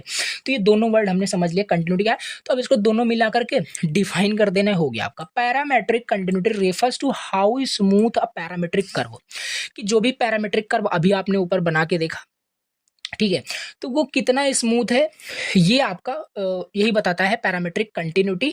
और ये बेस्ड होता है how its parameter behaves across the curve, और इसके पैरामीटर पे बेस्ड मतलब सारी चीजें होती है कि कितना वो स्मूथ होगा। Parametric continuity refers to how smooth a parametric curve is based on how its parameter behaves across the curve. ये सिंपल मतलब हो गया, पैरामेट्रिक कंटिन्यूटी का रिप्रेजेंट करते हैं सी से। इसके बाद यहाँ पे अगेन है, जैसे कि when we join two piecewise polynomial parametric curve, so how to specify the smoothness of the curve. जैसे दो पॉलिनोमियल कर्व को अगर हम ज्वाइन करें, जैसे देखो पॉलिनोमियल कर्व क्लियर हो गया होगा कि उसमें बैंड्स होंगे, ठीक है। तो यहाँ पे कुछ इस तरीके, जैसे मान लेते हैं ये एक कर्व है और मान लेते हैं ये एक कर्व है, ठीक है। सिंपल एक कर्व तो है, इसका स्टार्टिंग पॉइंट ये है, एंडिंग पॉइंट ये है, स्टार्टिंग पॉइंट इसका ये है, एंडिंग पॉइंट, ये दोनों कर्व हैं, ठीक है। अब जब भी हम इन दोनों, और ये दोनों कर्व किस टाइप के हैं, बार बार बोल रहा हूँ, याद रखना पीस वाइज पॉलिनोमियल कर्व है। जब इन दोनों कर्व को हम ज्वाइन करेंगे, जब दोनों कर्व को हम ज्वाइन करेंगे, तो ज्वाइन करने के बाद ये जो कर्व आएगा वो कितना स्मूथ होगा। इसको ज्वाइन करने के बाद ऐसा भी कुछ हो सकता है कि ये कर्व था, ये कुछ इस तरीके से हो जाए, ठीक है। तो ये मे बी आपका स्मूथनेस या कंटिन्यूटी जो है वो खराब हो जाए, या ऐसा भी हो सकता है, ठीक है। तो किस तरीके से हम ज्वाइन करेंगे, तो देखो इस तरीके से, ठीक है। तो यही है कि दो अगर हम पीसवाइज पॉलिनोमियल पैरामेट्रिक कर्व को ज्वाइन करते हैं तो कैसे हम स्पेसिफाई करेंगे उसकी स्मूथनेस को, उसके कर्व को, ये मतलब कैसे पता चलता है कंटिन्यूटी से। अभी इसको हम निकाल के भी देखेंगे कितना स्मूथ है वो। मतलब जब भी हम दो कर्व को, जैसे यहाँ पे नीचे दो पॉलिनोमियल कर्व को हमने ज्वाइन किया, अब ज्वाइन करने के बाद कैसे पता चलेगा कि ये किस ऑर्डर का ये मतलब किस ऑर्डर के कंटिन्यूटी का ये आपका कर्व बना हुआ है, ये हमें समझना है। देखो there are two approaches which determine the smoothness of the curve parametric geometric. देखो दो तरीके हैं, मतलब जो यहाँ पे सेम चीज वही है कि जैसे देखो फिर से मैं आपको तरीका बताता हूँ। हमने दो, हमारे पास polynomial piecewise polynomial curve थे, उनको हमें करना था ज्वाइन। जब भी हम उनको ज्वाइन करेंगे, ज्वाइन करने के बाद उस कर्व की स्मूथनेस क्या होगी, यही बताता है आपका कंटिन्यूटी। और उसकी स्मूथनेस क्या होगी, ये दो अप्रोचेस हमारे पास हैं। पहला तो यहाँ तो हम पैरामेट्रिक कंटिन्यूटी यूज कर लें, जो कि ये हम पढ़ रहे थे, और दूसरा हमारे पास ज्योमेट्रिक कंटिन्यूटी होती है। नाउ क्लियर हो गया होगा, ये हो गया। अब हम समझते हैं पैरामीट्रिक कंटिन्यूटी। हम समझ रहे थे पैरामीट्रिक कंटिन्यूटी वही हमारा मतलब बताता है क्या स्मूथनेस, ये देख लिया। अब एग्जांपल से इसको क्लियर करते हैं। जैसे और इसमें देखो कितने ऑर्डर के आपके होते हैं, इसमें जीरो ऑर्डर होता है, फर्स्ट ऑर्डर होता है, सेकंड ऑर्डर होता है, ठीक। अब इसमें समझते हैं जीरो ऑर्डर पैरामीट्रिक कंटिन्यूटी क्या होता है। जीरो ऑर्डर पैरामीट्रिक कंटिन्यूटी क्या होता है। जीरो ऑर्डर पैरामीट्रिक कंटिन्यूटी को हम रिप्रेजेंट करते हैं सी की power zero. Zero order parametric continuity को सी की पावर जीरो से रिप्रेजेंट करते हैं। सी की पावर जीरो कंटिन्यूटी का मतलब है कि two pieces of curve are joint meet at the same point. ये थोड़ा सा आपको कंसेप्चुअल समझना पड़ेगा कि zero order parametric curve C की पावर जो जीरो है, इसका मतलब क्या है, जब भी हम दो पॉइंट्स को ज्वाइन करते हैं, जब भी हम दो कर्व को, दो पॉलिनोमियल कर्व को ज्वाइन करते हैं, जैसे एक कर्व ये है, दूसरा कर्व ये है, जब इसे हम ज्वाइन कर रहे हैं तो जीरो ऑर्डर पैरामीट्रिक कर्व का सिंपल मतलब यही है कि एक कर्व का एंड पॉइंट, एक कर्व का एंड पॉइंट दूसरे कर्व के एंड पॉइंट से एट द सेम पॉइंट पे मीट कर रहा होगा। इसे ही हम जीरो ऑर्डर पैरामीट्रिक कंटिन्यूटी बोलते हैं। क्लियर हो गया होगा। जैसे इस कर्व का देखो लास्ट पॉइंट, एंड पॉइंट ये, और इसका स्टार्टिंग पॉइंट, दोनों सेम पॉइंट पे मीट कर रहे हैं। हाँ, ये आपका क्या है, zero order parametric continuity curve है आपका, ठीक है। तो ये कंडीशन सेटिस्फाई कर रहा है। P ऑफ टी मतलब ये आपका एक कर्व है P और ये कर्व है Q। क्यों, थोड़ा सा मैथमेटिकली इसे रिप्रेजेंट करने की कोशिश कर रहे हैं। P T1 मतलब P का जो मान लेते हैं टी टाइम जीरो पे यहाँ से स्टार्ट हुआ और टाइम वन पे ये आपका कर्व फिनिश हुआ। तो ये सिंपल चीज़ है। पी टी ऑफ मतलब T is equal to one equal आपका टी ऑफ जीरो। ये समझ में आ रहा होगा कैसे रिप्रेजेंट किया गया है। दोनों मतलब एट द सेम पॉइंट पे रिप्रेजेंट कर रहे हैं, that's why it is called zero order parametric curve, ठीक, यही लिखा हुआ है। अच्छा, क्या ये आपका है, जैसे देखो यहाँ पे एग्जांपल दिया है t is equal to zero ये है और t is equal to one ये फिनिश हुआ, और ये स्टार्ट हुआ t is equal to zero इस पॉइंट से और खत्म हुआ यहाँ पे t is equal to one, मतलब ये टाइम दिया हुआ है। तो क्या ये आपका जीरो ऑर्डर पैरामीट्रिक कंटिन्यूटी है। तो ये c की पावर जीरो है या नहीं, तो आंसर है कि नहीं। क्यों, क्योंकि एट द सेम पॉइंट पे मतलब सेम पॉइंट पे ये मीट नहीं कर रहे हैं। इसका एंड, फर्स्ट कर्व का जो एंड पॉइंट है, क्या लास्ट, क्या सेकंड कर्व के फर्स्ट पॉइंट से मीट कर रहा है, नहीं कर रहा है, उसके बीच में कर रहा है। तो ये आपका जीरो ऑर्डर पैरामीट्रिक कर्व नहीं होगा। तो ये हो गया पहला। दूसरा है फर्स्ट ऑर्डर पैरामीट्रिक कंटिन्यूटी। दूसरा क्या है, फर्स्ट ऑर्डर पैरामीट्रिक कंटिन्यूटी। इसे रिप्रेजेंट करते हैं सी टू द पावर वन, मतलब सी की पावर वन से रिप्रेजेंट करते हैं, फर्स्ट ऑर्डर हो जाएगा। तो इसमें क्या होता है कि in first order parametric continuity में हम रिप्रेजेंट करते हैं सी की पावर वन, ऑलरेडी बताया। इसका मतलब क्या है, इसका मतलब ये है कि that the first parametric derivatives of the coordinate function for two successive curve sections are equal at the joining point. देखो मैथमेटिकली समझो, ये था आपका क्या, ये था आपका कर्व, दो पॉलिनोमियल को हम ज्वाइन कर रहे थे। टी इक्वल जीरो पे स्टार्टिंग पॉइंट और इसके लिए टी इक्वल वन पे इस पी कर्व के लिए एंडिंग पॉइंट, और इसी तरीके से इसका क्यू कर्व के लिए। तो इसका मतलब क्या है कि ये जो पी कर्व है, पी कर्व का लास्ट मतलब एंड पॉइंट से, देखो यहाँ पे लिखा क्या है, in first order parametric continuity का मतलब है that the first parametric derivative, first parametric मतलब ए पहले कर्व का, फर्स्ट कर्व का जो डेरिवेटिव्स है, फर्स्ट पैरामीट्रिक कर्व का derivatives of the coordinate function of to successive curve section. जैसे ये कंडीशन सेटिस्फाई होना चाहिए। ओवरऑल कहने का मतलब है, मतलब इस कर्व का टी इक्वल वन पे हम डेरिवेटिव ले रहे हों, इस पे हम डेरिवेटिव ले रहे हों और वो इक्वल हो क्यू टी ऑफ जीरो पे। सेम कंडीशन है, देखो दोनों सेम कंडीशन है, बस इसका आप डेरिवेटिव ले लेना है, ठीक है, इसका डेरिवेटिव ले लेना है, बस इसका डेरिवेटिव ले लेंगे और इक्वल कर देंगे। अगर ये इक्वल हुआ देन ये आपका फर्स्ट ऑर्डर पैरामीट्रिक क्या होगा, कर्व होगा आपका, ठीक है। तो ये चीज है, ठीक। और दूसरा हमारे पास क्या है, second order parametric continuity. Second order parametric continuity represent किस तरीके से करेंगे, सी की पावर टू में। ये क्या है, इसका भी कुछ मैथमेटिकल यहाँ पे टर्म दिया है। अगर ये इक्वल इस तरीके से होगा देन ये आपका सी टू द पावर मतलब टू में आपका ये होगा, अदरवाइज नहीं होगा। मतलब सेकंड ऑर्डर पैरामीट्रिक कर्व होगा, कंटिन्यूटी होगा, नहीं तो नहीं होगा। जैसे इसका डेरिवेटिव वही सेम चीज़ है, अगेन वही सेम चीज़ है, ये चीज़ इसका डेरिवेटिव और इसका, ठीक है, मतलब ये दोनों इक्वल हो और इसके साथ एक एंड, लॉजिकल एंड, दोनों ट्रू होनी चाहिए, ठीक है। और इसका सेकंड डेरिवेटिव भी अगर इक्वल है देन हम इसे बोलेंगे सेकंड ऑर्डर पैरामीट्रिक कंटिन्यूटी। तो ये देखो बहुत इजी है, बहुत इजी है। देखो इसमें हम पैरामीट्रिक कर्व मतलब पढ़ रहे थे स्मूथनेस चेक करने के लिए, इसमें कैसे पता चलेगा कि कितना स्मूथ है, किस ऑर्डर का है, ठीक है। तो ये सिंपल है। तो इसे अब जैसे यहाँ पे हमारे पास 3 थे, zero order, first order, second order. तो जीरो ऑर्डर के लिए क्या है कि जो फर्स्ट कर्व है, फर्स्ट कर्व का लास्ट पॉइंट, सेकंड कर्व का फर्स्ट पॉइंट, दोनों सेम पॉइंट पे हैं, then it is called zero order parametric continuity का है आपका। फर्स्ट ऑर्डर में क्या है कि उसका हम डेरिवेटिव ले लेते हैं, पी कर्व का मतलब लास्ट पॉइंट पे हम उसका डेरिवेटिव लेते हैं और उसका स्टार्टिंग पॉइंट पे हम डेरिवेटिव लेकर के दोनों को इक्वल कर देते हैं, देन वो आपका होगा। और इसमें आपका एंड एक कंडीशन और लग जाती है सेकंड डेरिवेटिव का। तो ये बेसिकली हमारा हो गया, ठीक है। अब इसके बाद हम देखते हैं नेक्स्ट जो स्मूथनेस पता करने का हमारे पास तरीका है, अप्रोचेस है, दैट इज जियोमेट्रिक कंटिन्यूटी। दूसरा हमारे पास क्या है, जियोमेट्रिक कंटिन्यूटी। रिप्रेजेंट किससे करते हैं, रिप्रेजेंट हम जी से करते हैं। किससे रिप्रेजेंट करते हैं, जी से रिप्रेजेंट करते हैं। तो बेसिकली है क्या, जियोमेट्रिक कंटिन्यूटी एक तरीका है, फिर से वही सेम चीज, how smoothly two curve segments connect based on their shapes rather than their parameter values. Parametric curve में क्या था, पैरामीट्रिक कर्व में सॉरी पैरामीट्रिक कंटिन्यूटी में पैरामीटर के बेसिस पे, पैरामीटर के बेसिस पे जो ये टाइम है, इसके बेसिस पे हम क्या किए थे। तो 1 मिनट कॉल आ गई थी, ठीक है। देखो यहाँ पे हम कहाँ पे थे कि मतलब देखो जो पैरामीट्रिक कंटिन्यूटी है इसमें क्या था कि पैरामीटर के बेसिस पे स्मूथनेस पता चल रहा था। अब जियोमेट्रिक कर्व में क्या है, देखो जैसे नाम सजेस्ट कर रहा है जियोमेट्रिक कंटिन्यूटी, ठीक है। अब कर्व का स्मूथनेस पता चलेगा कुछ जियोमेट्रिक जो उनके शेप है उसके बेसिस पे, ठीक है, रेदर देन की पैरामीटर वैल्यूज पे डिपेंड कर रहा है, नहीं। तो ये सिंपल हो गया, जियोमेट्रिक कंटिन्यूटी रिप्रेजेंटेशन जी से डिनोट करते हैं।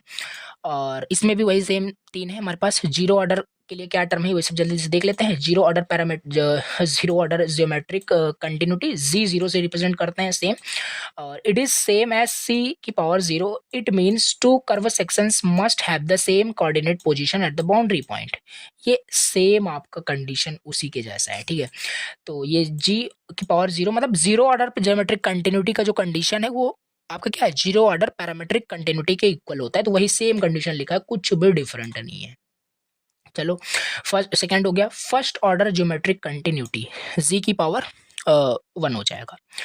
तो इफ पी एंड क्यू, इसमें क्या कंडीशन है, देखो if P and Q are two curve, P and Q 2 curve हमारे पास है, देन फर्स्ट का डेरिवेटिव एंड सेकंड का मतलब सेकंड कर्व का डेरिवेटिव, जैसे पैरामीट्रिक कंटिन्यूटी में देखा था, must have same direction of tangent. इसका टेंजेंट जो होना चाहिए ना सेम डायरेक्शन में होना चाहिए। मतलब ये देखो जैसे फर्स्ट कर्व जो है, फर्स्ट कर्व का लास्ट पॉइंट, सेकंड कर्व का फर्स्ट पॉइंट, ये क्या है, सेम पॉइंट पे कट हो रहे थे, इंटरसेक्ट हो रहे थे। इसका हमने एक टेंजेंट लिया। टेंजेंट लेना ऑलरेडी आपको आता होगा, किसी भी एक डायरेक्शन में हम टेंजेंट लेते हैं। जैसे इस डायरेक्शन में हमने पी टेंजेंट ले लिया, सपोज किया, इसमें क्यू टेंजेंट, दोनों सेम डायरेक्शन में है। It means first order continuity आपका ये फॉलो कर रहा है। तो ये कुछ आपका फिर से वही सेम दिया गया है, ठीक है। तो ये हो गया। अब सेकंड ऑर्डर ज्योमेट्रिक कंटिन्यूटी हम देखते हैं, जी की पावर 2। इसमें भी हमारे पास क्या है, वही सेम चीज। अब हम सेकंड डेरिवेटिव ले रहे हैं और कांस्टेंट्स, देखो यहाँ पे एक बार ऊपर वाला मैं फिर से आपको समझा देता हूँ अच्छे से। जैसे इसका तो हमने, ये एक कर्व था, इसका तो हमने डेरिवेटिव लिया लास्ट पे, ठीक है, t is equal to 1 time पे। और सेकंड को हमने क्या किया था, मल्टीप्लाई किया कांस्टेंट से, कोई भी कांस्टेंट हो सकता है, उस कांस्टेंट को हमने मल्टीप्लाई किया सेकंड वाले मतलब जो भी कर्व था उसके हर एक वैल्यू से। हर एक उसके मतलब जो भी उसके वैल्यूज थे, लाइक एक्स वाई जेड जो भी कोऑर्डिनेट्स होते हैं वो चीज से, ठीक है। तो देखो अब इसी तरीके से सेकंड ऑर्डर ज्योमेट्रिक कंटिन्यूटी भी है, जी की पावर 2, सेकंड डेरिवेटिव्स ले लेंगे, मल्टीप्लाई करेंगे, ये आपका कंडीशन हो जाएगा इसके लिए। तो ये हो गया हमारे पास ज्योमेट्रिक कंटिन्यूटी। ये अभी तक तो एग्जाम में नहीं पूछा गया है। पैरामीट्रिक कंटिन्यूटी बार बार आता है, ये भी आ सकता है, इंपॉर्टेंट है दोनों। ये हो गया आपका कंप्लीट पैरामीट्रिक, जो किस तरीके से हम उसका क्या टॉपिक था आपका एक्चुअली, कि किस तरीके से हम उसका जो स्मूथनेस है चेक करते हैं, पैरामीट्रिक एंड ज्योमेट्रिक कंटिन्यूटी जो था ये टॉपिक। इसके बाद यहाँ पे नेक्स्ट जो टॉपिक है वो देख लेते हैं। नेक्स्ट यहाँ पे टॉपिक है स्प्लाइन का। एक बार सिलेबस को व्यू कर लेते हैं, सिलेबस पे हम कहाँ पे हैं, ठीक है। तो हम ये सारे मतलब ये यूनिट्स पढ़ रहे थे, इसके अंदर सारे टॉपिक्स हैं। तो ओवरऑल हम देखो पहले कर्व का सारा कंसेप्ट समझ रहे थे, अब कर्व में हम ये इस लाइन पे हैं, स्प्लाइन समझेंगे। मतलब सारा सिलेबस का टॉपिक कवर रहेगा, ऐसा नहीं कि सारे सिलेबस में सारा ईच बाय ईच सारे टॉपिक्स आपको मतलब मेंशन रहेंगे कि वही वही पढ़ना है, ऐसा नहीं। उसके इंटरनली भी काफ़ी सारे जो भी कंसेप्ट थे वो हमने समझ रखा है और ऑलरेडी वो सारे क्वेश्चन बहुत इंपॉर्टेंट थे। अब यहाँ पे हम स्प्लाइन का कंसेप्ट समझते हैं क्या होता है। तो ये हो गया स्प्लाइन क्या है। देखो स्प्लाइन क्या है, स्प्लाइन तो spline is a flexible strip which was long ago use for designing the ship. ठीक है। तो स्प्लाइन क्या होता है, एक आपका फ्लेक्स, इसे एक स्ट्रिप समझ सकते हैं, स्ट्रिप समझ सकते हैं, जो कि एक ड्रॉ करने के लिए काफ़ी टाइम पहले, जैसे कि जब शिप डिज़ाइन होता है, मैं आपको एक यहाँ पे वो दिखा रहा हूँ, ठीक है। इमेज कुछ दिख रहा होगा आपको, एक इमेज दिख रहा होगा स्क्रीन पे।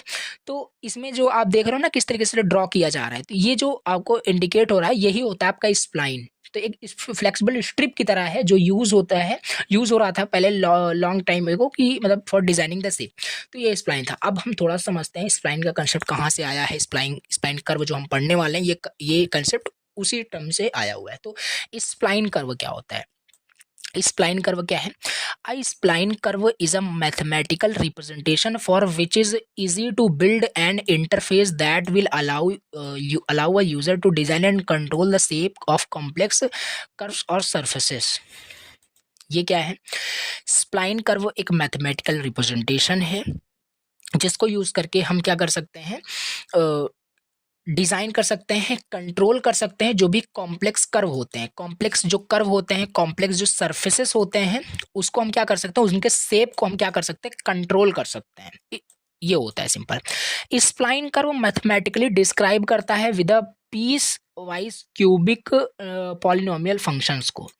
तो देखो ये सिंपल चीज़ है कि स्प्लाइन कर्व जो है ना वो डिस्क्राइब कर रहा है पीस वाइज, और ये चीज़ आपको पता है piecewise cubic polynomial function क्या होता है, ठीक है, जिसमें 4 आपके पॉइंट्स मिल करके कोई कर्व बनते हैं, वो आपका क्यूबिक पॉलिनोमियल फंक्शन के अंदर आता है। बताया था आपको क्यूबिक, ठीक है, उसकी डिग्री 3 है। तो ये सिंपल चीज़ है। स्प्लाइन कर्व आपको समझ में आया कि नहीं, कि स्प्लाइन कर्व सिंपल एक मैथमेटिकल रिप्रेजेंटेशन है कर्व का, ये एक टाइप है आपका सिर्फ कर्व का, जिसको यूज़ करके हम जो भी हमारे पास कॉम्प्लेक्स जो भी कर्व होते हैं ना, उसके शेप को क्या कर सकते हैं, कंट्रोल कर सकते हैं। देखो देखो देखो, अभी मैं आपको बताता हूँ और इसी से। स्प्लाइन कर्व समझ में नहीं आ रहा है ना, देखो मतलब हम क्या करते थे, हमारे पास बहुत सारे ऐसे पॉइंट्स हैं, चलो हमारे पास ये पॉइंट्स हैं, ठीक है। इन पॉइंट्स को जब हम कंटिन्यूअस मैनर में बार बार बोल रहा हूँ, चलो मान लो इसी तरीके से हम बना रहे हैं, तो ये एक कर्व है कि नहीं? हाँ बिल्कुल कर्व है। तो स्प्लाइन कंसेप्ट जो है, स्प्लाइन जो कर्व है, ये क्या करता है कि आपको ये मतलब तरीका देता है, मैथमेटिकल एक रिप्रेजेंटेशन है जिसको यूज करके ना हम इस शेप को, ये जो शेप अभी आपको इस तरीके से दिख रहा है ना, इसको हम कंट्रोल कर सकते हैं। जो इस तरीके से बना है ये इसका ये जो ये वाला पॉइंट है, इसे हम इस साइड शिफ्ट कर देंगे तो इसका शेप चेंज हो जाएगा कि नहीं। मान लो ये जो पॉइंट यहाँ है, इस पॉइंट को अगर हम यहाँ पे करते हैं और इस पॉइंट को हम क्या बोलते हैं, कंट्रोल पॉइंट बोलते हैं, अभी समझेंगे। तो ये क्या हो जाएगा, कर्व कुछ आपका इस तरीके से होकर के जाएगा। तो देखो शेप चेंज हुई कि नहीं, ये हट जाएगा तो शेप आपका चेंज हो जाएगा। तो यही सिंपल चीज़ है। कॉम्प्लेक्स जो कर्व होता है ना, तो कॉम्प्लेक्स कर्व और जो सर्फेसेस होते हैं उसको शेप को चेंज करने के लिए हम स्प्लाइन कर्व कंसेप्ट यूज करते हैं, ठीक। अब इसी में हमने बताया शेप किस तरीके से हम चेंज करेंगे, ठीक है। शेप कंट्रोल चेंज करने का मतलब कि कंट्रोल करना है, ठीक है। किस तरीके से कंट्रोल करेंगे, और उसी में हमारे पास यूज होता है कंट्रोल पॉइंट्स का। अब कंट्रोल पॉइंट्स क्या है, we specify a spline curve by giving a set of coordinate portion called control points. Control points is nothing but जो आप यूज करते हो एक कर्व को ड्रॉ करने के लिए, जो पॉइंट्स होते हैं उसी को कंट्रोल पॉइंट्स बोला जा रहा है, ठीक है। ये चीज है which indicate the general shape of the curve, ठीक है। जैसे एक सेकेंड, ठीक है, जैसे अभी हम फिलहाल इस कर्व को हम यहाँ पे ड्रॉ कर रहे हैं, तो यहाँ पे एक पॉइंट होगा, सिंपल सी बात है, यहाँ पे एक पॉइंट होगा, यहाँ पे एक पॉइंट होगा, यहाँ पे एक पॉइंट होगा। तो ये पॉइंट्स क्या है, ये पॉइंट्स आपके कंट्रोल पॉइंट्स हैं, ठीक है, सिंपल। अगर इस पॉइंट को हम यहाँ पे डिनोट कर दें, जैसे बताया था, तो इसका शेप इस तरीके से हो करके जाएगा, तो ये शेप चेंज होगा, दैट्स कॉल्ड स्प्लाइन कर्व।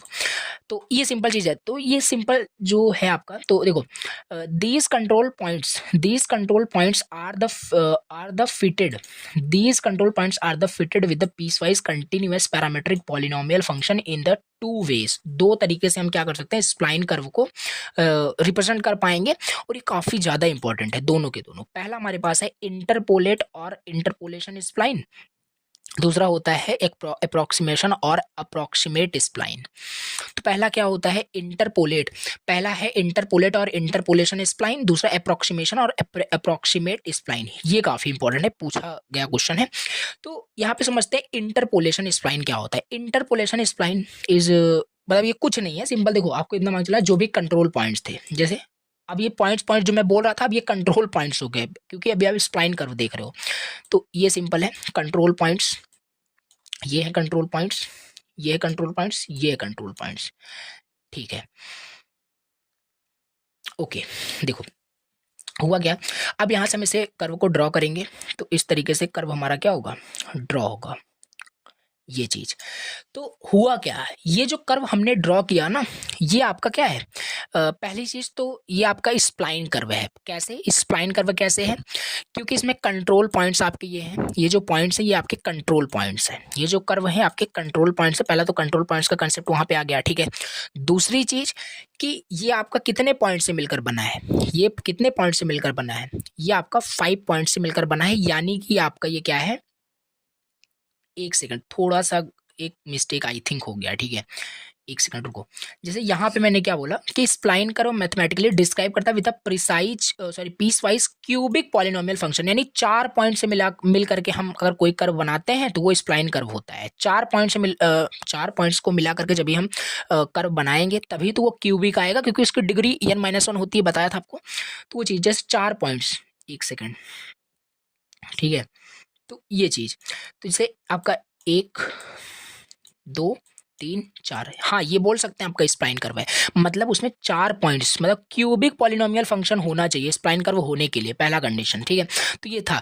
तो यहाँ पे क्या है कि ये आपका यहाँ पे आप इसे देख सकते हैं, देखो जैसे यहाँ पे क्या है कि इंटरपोलेशन हम स्प्लाइन देख रहे थे, स्प्लाइन कर्व समझ में आया होगा कि 4 पॉइंट से मिलकर जो भी हम कर्व बनाते हैं वो आपका क्यूबिक पॉलिनोमियल फंक्शन को सेटिस्फाई कर रहा हो, ठीक है। तो अब यहाँ पे हम क्या देख रहे थे कि जो भी हमारे पास ये these control points are fitted with a piecewise continuous parametric polynomial function in 2 ways, interpolate spline, ये देखना था। तो इंटरपोलेशन स्प्लाइन क्या होता है कि मतलब जितने भी कंट्रोल पॉइंट्स हैं, जो भी हमारा कर्व है उन सारे कंट्रोल पॉइंट्स को पास कर रहा हो, सारे कंट्रोल पॉइंट से हो करके जा रहा हो, उसे ही हम इंटरपोलेशन स्प्लाइन कहते हैं। जैसे हमारे पास 1 2 3 4, ये हमारे पास 4 हमारे पास कोई कर्व है, ठीक है, मतलब 4 कंट्रोल पॉइंट्स है, इसे जब भी हम मिलाएंगे तो सारे कंट्रोल पॉइंट से देखो हो करके जा रहा है ये। तो ऑल्सो ये आपका क्या हुआ, इंटरपोलेशन स्प्लाइन हुआ। बस यही है कि सारे कंट्रोल पॉइंट से वो टच होकर के पास करके जा रहा हो, वही है आपका इंटरपोलेशन स्प्लाइन कर्व, ठीक। तो ये सिंपल चीज हो गया। यहाँ पे वही लिखा है, when polynomial sections are fitted so that the curve passes through all control points then the resulting curve is said to be interpolate spline, ठीक। तो ये एग्जांपल ले सकते हैं।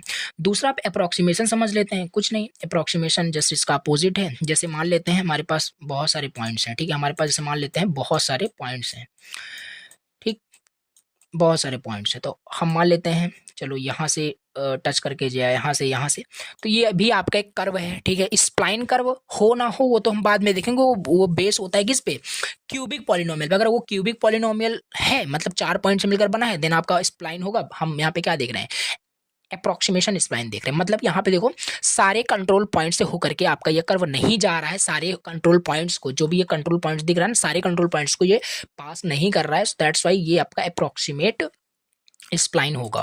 तो ये देख सकते हो example. So approximate curve are commonly use होता है डिजाइन टूल्स फॉर स्ट्रक्चर। ये सारी चीजें सिंपल है थ्योरी। अब यहाँ पे एक चीज as a question, as a formula, इसे आपको याद रखना है कि ये चीज क्या है, ठीक है। पी आई आपका क्या है, एक सेकंड, हाँ, पी आई आपका ये कंट्रोल पॉइंट्स है, where I is equal to 1 से एंड तक आपका जाएगा, ठीक है। और अब देखो बेसिकली अब यहाँ पे ये फॉर्मूला आपका बेजियर स्पाइन कर्व का दे दिया है, तो इसे अभी हम समझेंगे, ठीक है। ये इसके पहले यहाँ पे राइट कर देगा, बाकी सेम अभी यहाँ पे हम देखने वाले हैं। तो ये चीज़ अब हमारा स्टार्ट हुआ है। मोस्ट इंपॉर्टेंट क्वेश्चन, पहले ही मैंने स्टार्ट करने से पहले बताया था ये काफ़ी इंपॉर्टेंट है। बेजियर स्प्लाइन कर्व ये क्या होता है, इस पे बेस हम पहले थ्योरेटिकल कंसेप्ट समझेंगे, फिर न्यूमेरिकल सॉल्व करेंगे, कंसेप्ट क्लियर। तो बेजियर स्प्लाइन कर्व क्या होता है, Bezier curve is another approach for the construction of the curve, एक दूसरा तरीका है कंस्ट्रक्ट करने के लिए क्या कर्व को। It is approximate spline curve. और ये जो बेजियर कर्व होता है ना, ये देखो ये पॉइंट्स याद रखने पड़ेंगे। अब बेजियर कर्व जो होता है ये अप्रोक्सीमेट स्प्लाइन कर्व को फॉलो करता है। अप्रोक्सीमेट स्प्लाइन कर्व का मतलब कि सारे कंट्रोल पॉइंट से होकर के जाए ना जाए कोई मतलब नहीं है, ठीक है, मतलब सारे कंट्रोल पॉइंट से होकर के नहीं जाता है, ये होता है आपका अप्रोक्सीमेट स्प्लाइन कर्व। जस्ट ऊपर देखा ये हो गया दूसरा पॉइंट। We have 4 control points in the case of cubic Bezier curve, ये मैंने पहले बताया। मतलब कि अगर हमें क्यूबिक बेजियर कर्व हमें क्या करना है, ड्रॉ करना है, तो उसमें हमारे पास कितने यहाँ पे क्यू, थोड़ा सा इसको करेक्ट करना, स्पेलिंग मिस्टेक हो गई, ठीक है।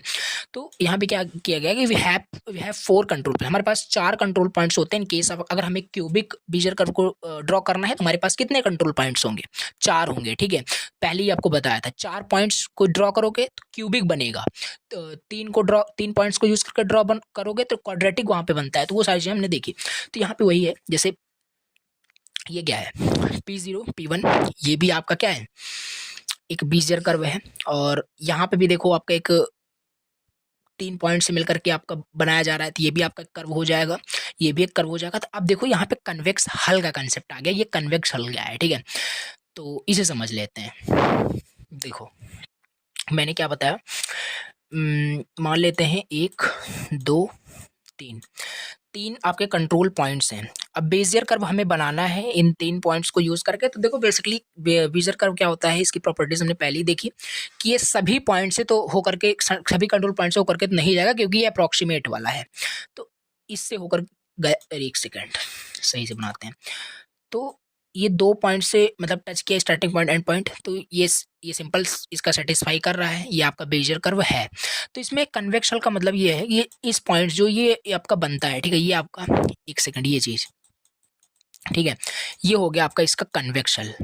कन्वेक्स हल मतलब इस कन्वेक्स हल के अंदर ही सारे आपके कर्व मतलब बने हुए हैं, ठीक है, इसके अंदर ही तो है आपका सारा, इसके आउटसाइड थोड़ी ना जा रहा है। तो ये सिंबल आपका क्या होगा, कन्वेक्स हल, ठीक है। कन्वेक्स पॉलीगन से रिलेटेड है कि कन्वेक्स में सारे पॉइंट्स अंदर लाइज करते हैं, तो यहाँ पे सारे कर्व जो होते हैं अंदर ही लाई कर रहे हैं। तो ये सिंपल है। इसी तरीके से जैसे मान लेते हैं 1 2 और 3 4, इन 4 पॉइंट से मिलकर हमें मतलब एक बेजियर कर्व बनाना है, तो फिर से अप्रॉक्सीमेट को फॉलो करेगा। तो ऐसा तो है नहीं कि सभी को ये टच करके जाएगा, तो वो सिंपल चीज़ है। तो ये सिंपल चीज़, ठीक है। तो ये बन गया, 2 पॉइंट्स को ये टच नहीं किया, तो इसमें क्या होगा, इसमें क्या हो जाएगा आपका कन्वेक्सल कुछ नहीं, बस मतलब ऐसे डॉटेड करना पड़ेगा, सब अंदर ही होना चाहिए ऐसे, मतलब जो भी कर्व है वो अंदर है, और ये जो डॉटेड से होगा ये आपका कन्वेक्स हल होता है, यही, ठीक।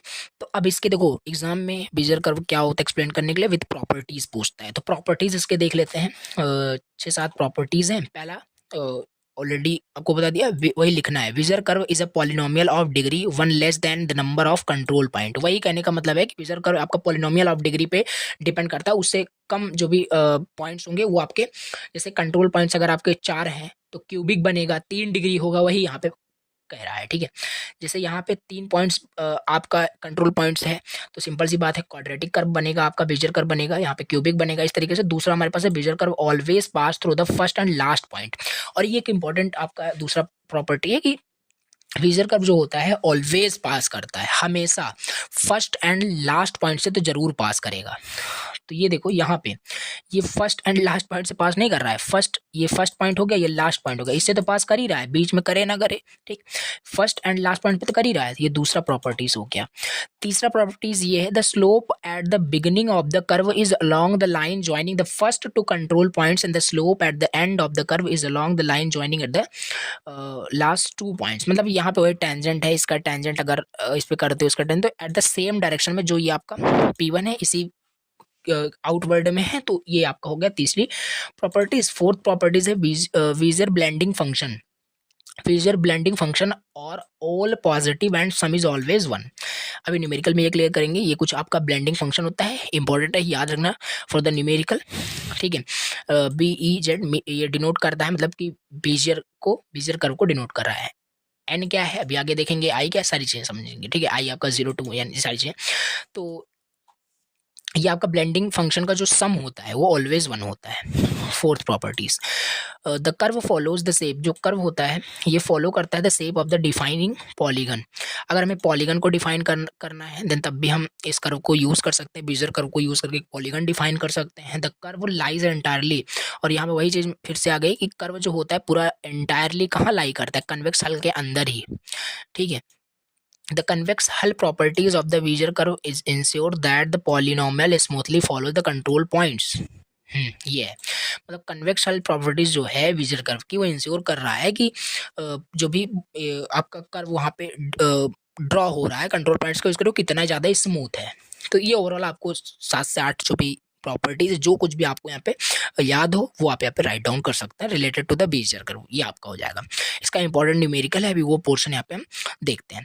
तो बेसिकली अब इसमें इंपॉर्टेंट यहाँ पे मैं कुछ फॉर्मूले बताता हूँ, इसका डेरिवेशन भी है, ठीक है, एक डेरिवेशन भी है, वो डेरिवेशन भी काफ़ी ज़्यादा इंपॉर्टेंट है। तो इसका ब्लेंडिंग फंक्शन का फॉर्मूला क्या होता है? ब्लेंडिंग फंक्शन, देखो ब्लेंडिंग फंक्शन का फॉर्मूला ये है, इसे चाहे बी से डिनोट करो चाहे बी ई जेड से डिनोट करो, बस ये बीजर को दिखा रहा है।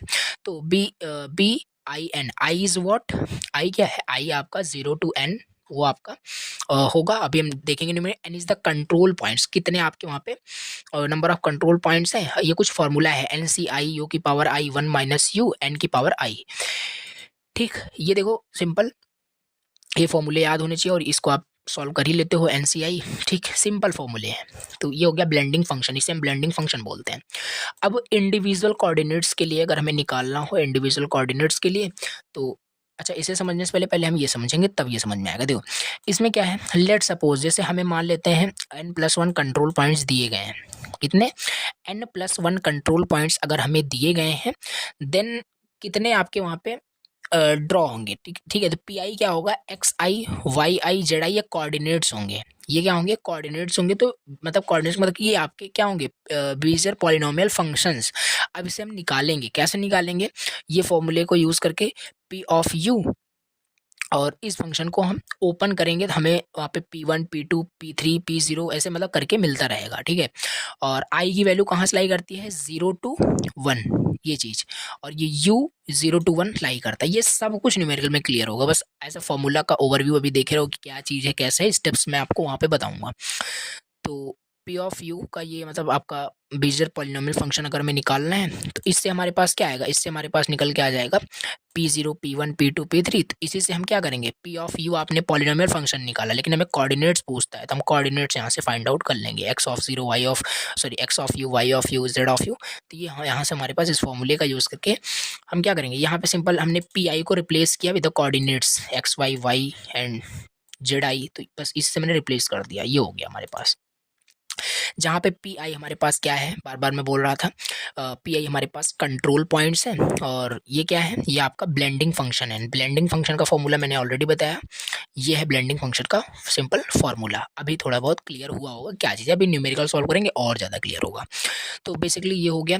अब देखो इसको देखो थोड़ा सा, तो यहाँ पे क्या है, नेक्स्ट देखो यहाँ पे वही आपका बेजियर कर्व का ही मतलब टर्म है, ये आपको पूरा कंप्लीट लिखना पड़ेगा, एग्जाम में आता है, ठीक है, 7 मार्क्स में आता है। तो बेजियर कर्व फॉर 3 पॉइंट्स, अब 3 पॉइंट्स के लिए हम पहले बेजियर कर्व निकाल के आपको दिखाएंगे क्या है, फिर 4 पॉइंट्स के लिए। तो जैसे 3 पॉइंट्स के लिए बेजियर कर्व क्या होगा, तो ये फॉर्मूला ऑलरेडी आपसे फैमिलियर हो, ठीक है।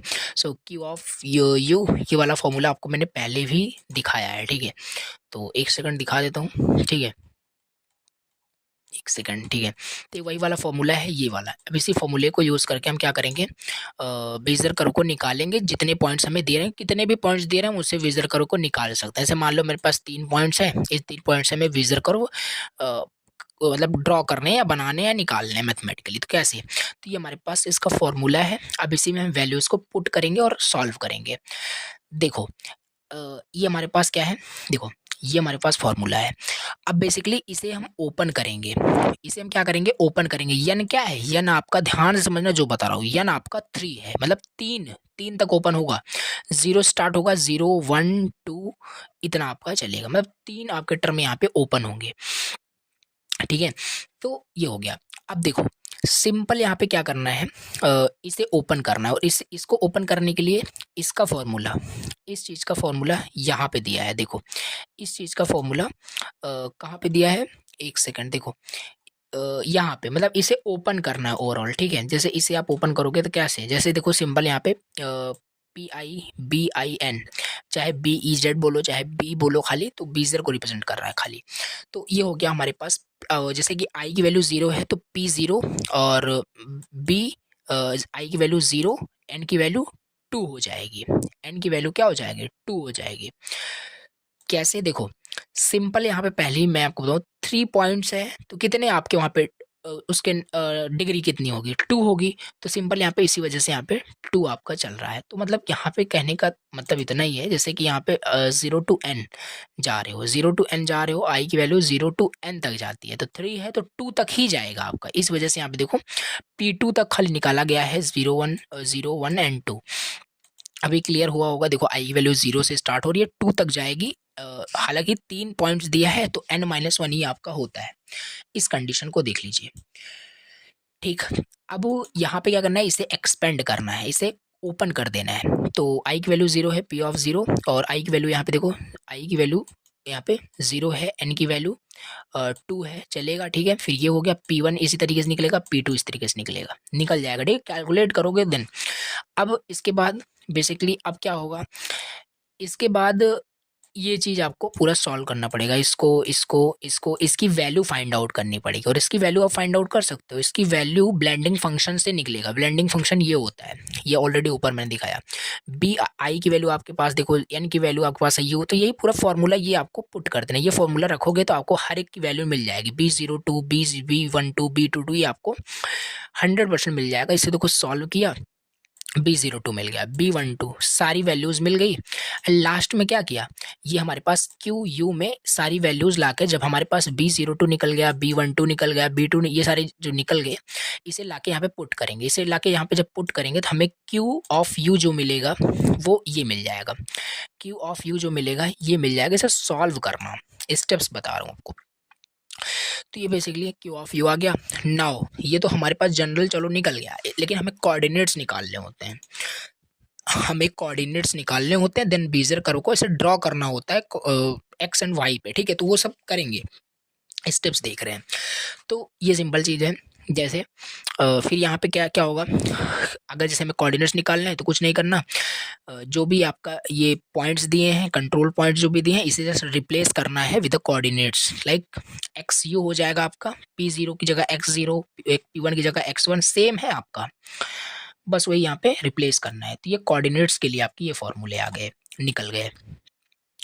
अब इसी तरीके से बेजर कर्व फॉर 4 पॉइंट्स के लिए भी निकालते हैं। तो सेम देखो, सेम हमारा ये यूज़ होगा, यही सेम फार्मूला। इसे फिर से क्या करोगे, एक्सपेंड करोगे, ओपन कर दोगे। अब ये कितने तक चलेगा, 4 पॉइंट्स है तो 3 तक चलेगा, ध्यान देना। तो 0 1 2 3 निकला होगा, यहाँ पे 0 1 2 3 निकला होगा, देखो निकला है। तीनों को निकालना है, फिर पुट करना है। अब क्या करना है, ब्लेंडिंग फंक्शन का यूज़ करके हमें इसकी वैल्यू, इसकी वैल्यू, इसकी वैल्यू और इसकी वैल्यू निकालना है, जो कि इजी है, निकाल सकते हैं। B03 यहाँ पे निकाल रहे हैं, तो कैसे निकलेगा, वही NCI वाला फॉर्मूला लगेगा, उसी से आप ओपन करके with the help of the calculator आप इसे सॉल्व कर सकते हैं। तो ये सारी वैल्यूज़ हमें मिल जाएगी, ला करके फिर इसमें पुट कर देना है। तो हमारे बेजर कर्व फॉर 4 पॉइंट्स के लिए ये क्यू ऑफ यू का ये स्टैंडर्ड हमारे पास निकल जाएगा। अब हम कोऑर्डिनेट्स के लिए देन अगेन वही रिप्लेस वाला काम फिर से करेंगे, P0 की जगह x0, इस तरीके से वो रिप्लेस करके आपका x एंड y आ जाएगा, ठीक। ये सिंबल हमने क्या कर लिया, Bezier curve for 3 points, Bezier curve for 4 points हमने देख लिया। अब इसके बाद इसका डेरिवेशन करते हैं। डेरिवेशन इज नथिंग बट यहाँ पे सिंपल ये है कि ये जो आप बता रहे हो, मतलब इसको निकाल रहे हो कि ये चीज़ ये हो जाए। देखो जैसे आप अब यहाँ पे क्या करोगे, आप 4 पॉइंट से 3 पॉइंट से कितने भी पॉइंट्स का अब ले करके, जैसे यहाँ पे हमने पहले ही क्या कर लिया है, हमने पहले ही क्या क्या कर लिया है, जैसे यहाँ पे 3 पॉइंट्स हैं, 3 पॉइंट्स के लिए अगर 3 पॉइंट्स को हम 3 पॉइंट्स का बेजर कर्व अगर हम सॉल्व करते हैं तो कुछ ये आपका इस तरीके से आ जाना चाहिए। अगर इस तरीके से आ जाता तो हम बता देंगे कि वो आपका डिराइव हो गया। तो यहाँ पे वही है डेरिवेशन में, लेकिन हम 4 पॉइंट्स को लेकर के चल रहे हैं, 1 2 3 4, 4 पॉइंट्स को लेकर के चल रहे हैं इस चीज़ को। यहाँ पे बेजर कर्व फॉर 4 पॉइंट्स, तो हमारा कुछ इस तरीके से आएगा, ये आएगा। अगर ये आ गया तो हम प्रूफ हो गया कि हाँ बिल्कुल आपका डिराइव हो गया, डेरिवेशन मतलब प्रूव्ड हो गया, ठीक है। तो ये सिंपल चीज़ है। 4 पॉइंट्स हमने यहाँ पे लिया, P0 P1 P2 P3, समझते हैं इसे अच्छे से। इसमें करना कुछ नहीं है, जैसे बेजर कर्व में हमने पहले बताया था फर्स्ट एंड लास्ट एंड से तो वो जरूर हो करके जाएगा, और कहीं से जाए या ना जाए, मतलब अप्रॉक्सीमेशन स्पैन की वजह से। तो यहाँ से ये इस तरीके से ये कर्व गया। अब जहाँ से नहीं गया तो ये कन्वेक्स आपका हल बनेगा, ठीक है। ये कन्वेक्स आपका क्या होगा, कन्वेक्स हल बनेगा। आपको पहले ही बताया कहाँ कहाँ नहीं जा रहा है। तो अब इसमें क्या होगा, आपको एक Q1 पॉइंट लेना है, Q1 पॉइंट लेना है। P1 एंड P2 के बीच आपको Q1 पॉइंट लेना है, और P2 एंड P3 के बीच आपको Q2 लेना है। P1 एंड P0 के बीच में आपको Q0 आपको एक पॉइंट लेना है। पॉइंट लेने के बाद इस तरीके से आपका ये इन पॉइंट्स को ड्रॉ करना है और ध्यान देना। और Q0 Q1 के बीच में C1 पॉइंट लेना है, Q1 Q2 के बीच में एक C2 पॉइंट्स लेना है। मैं काफ़ी रफली काफ़ी मतलब बेसिक वे में बता रहा हूँ कि अब क्यों कैसे, ये चीज़ नहीं, आपको समझना है किस तरीके से करना है। तो ये चीज़ हो गया इतना स्टेप। फिर अब ये जो पॉइंट्स यहाँ पे इंटरसेक्ट हुए इस कर्व को R, अब इसी की वैल्यू फाइंड करनी। जब इसी की वैल्यू आप फाइंड करोगे ना, R की वैल्यू जब फाइंड करोगे तो आपका यही आ जाएगा। अगर यही आ गया तो हाँ बिल्कुल 4 पॉइंट्स को लेकर के मैं बेजर कर्व बनाया और हमारा वही सेम आ गया, यानी डिराइव हो गया। तो ये हो गया। नाउ अब हम यूज़ करेंगे लाइन पैरामीट्रिक इक्वेशन को। लाइन पैरामीट्रिक इक्वेशन को हमने जब भी लाइन ड्राइंग एल्गोरिथम पढ़ा तो वहाँ पे भी कुछ पैरामीट्रिक इक्वेशंस थे, तो यहाँ पे भी कुछ पैरामीट्रिक इक्वेशंस होते हैं और ये कुछ नहीं है। कैसे? अब यहाँ पे आपको लाइन पैरामीट्रिक इक्वेशन निकालना पड़ेगा, जैसे कि Q0 Q1 Q2 निकालना पड़ेगा, C1 C2 निकालना पड़ेगा, R निकालना पड़ेगा। इन्हीं सबको यहाँ पे फाइंड आउट करना है। तो Q0 मैं फाइंड आउट करता हूँ। Q0 है कहाँ पे? देखो Q0 आपका P0 एंड P1 के बीच में है, बिटवीन P0 P1 के बीच में। तो होगा क्या, फॉर्मूला क्या है? देखो ये आप थोड़ा सा याद कर लो। देखो 1 माइनस यू Q0 और सॉरी P0 P1 के बीच में है, मतलब यहाँ पे 1 minus you P0 plus you P1, ये हो गया। ये आपका Q0 निकला। Q1 देखो, अब Q1 कहाँ है? Q1 आपका P1 एंड P2 के बीच में है, P1 एंड P2 पे। तो क्या होगा? 1 minus you P1 plus you P2, ये हो गया।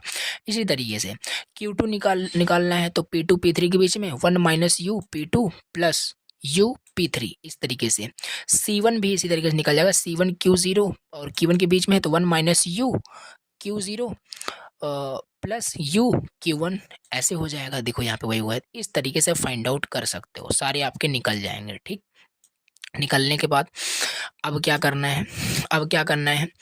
अब सिंपल इसको आपको टोटल क्या करना पड़ेगा? सॉल्व करना पड़ेगा, क्योंकि इसी की तो वैल्यू फाइंड आउट करनी है। मैंने बताया इसकी वैल्यू जब आप सॉल्व करोगे, सारी वैल्यूज आपके पास है, C1 आपके पास है, C2 आपके पास है, सॉल्व करोगे तो आपको लास्ट वाला जो ये मिलेगा ना, ये चीज़ यही आपको एज इट इज मिलेगा। आप इसको थोड़ा सा कैलकुलेशन ही है इसमें और कुछ नहीं है। इसको सिंपल देखो, C1 की वैल्यू रख दिया गया, C2 की वैल्यू रख दिया गया, इसको मल्टीप्लाई किया गया। मल्टीप्लाई करने के बाद Q1 सभी की वैल्यूज रख दी गई, इसको कैलकुलेट किया गया। सभी की वैल्यूज जब रख दोगे तो यहाँ पे देखो ये थोड़ा सा कट हो गया। इतनी जो वैल्यूज निकल के आई ये वही है।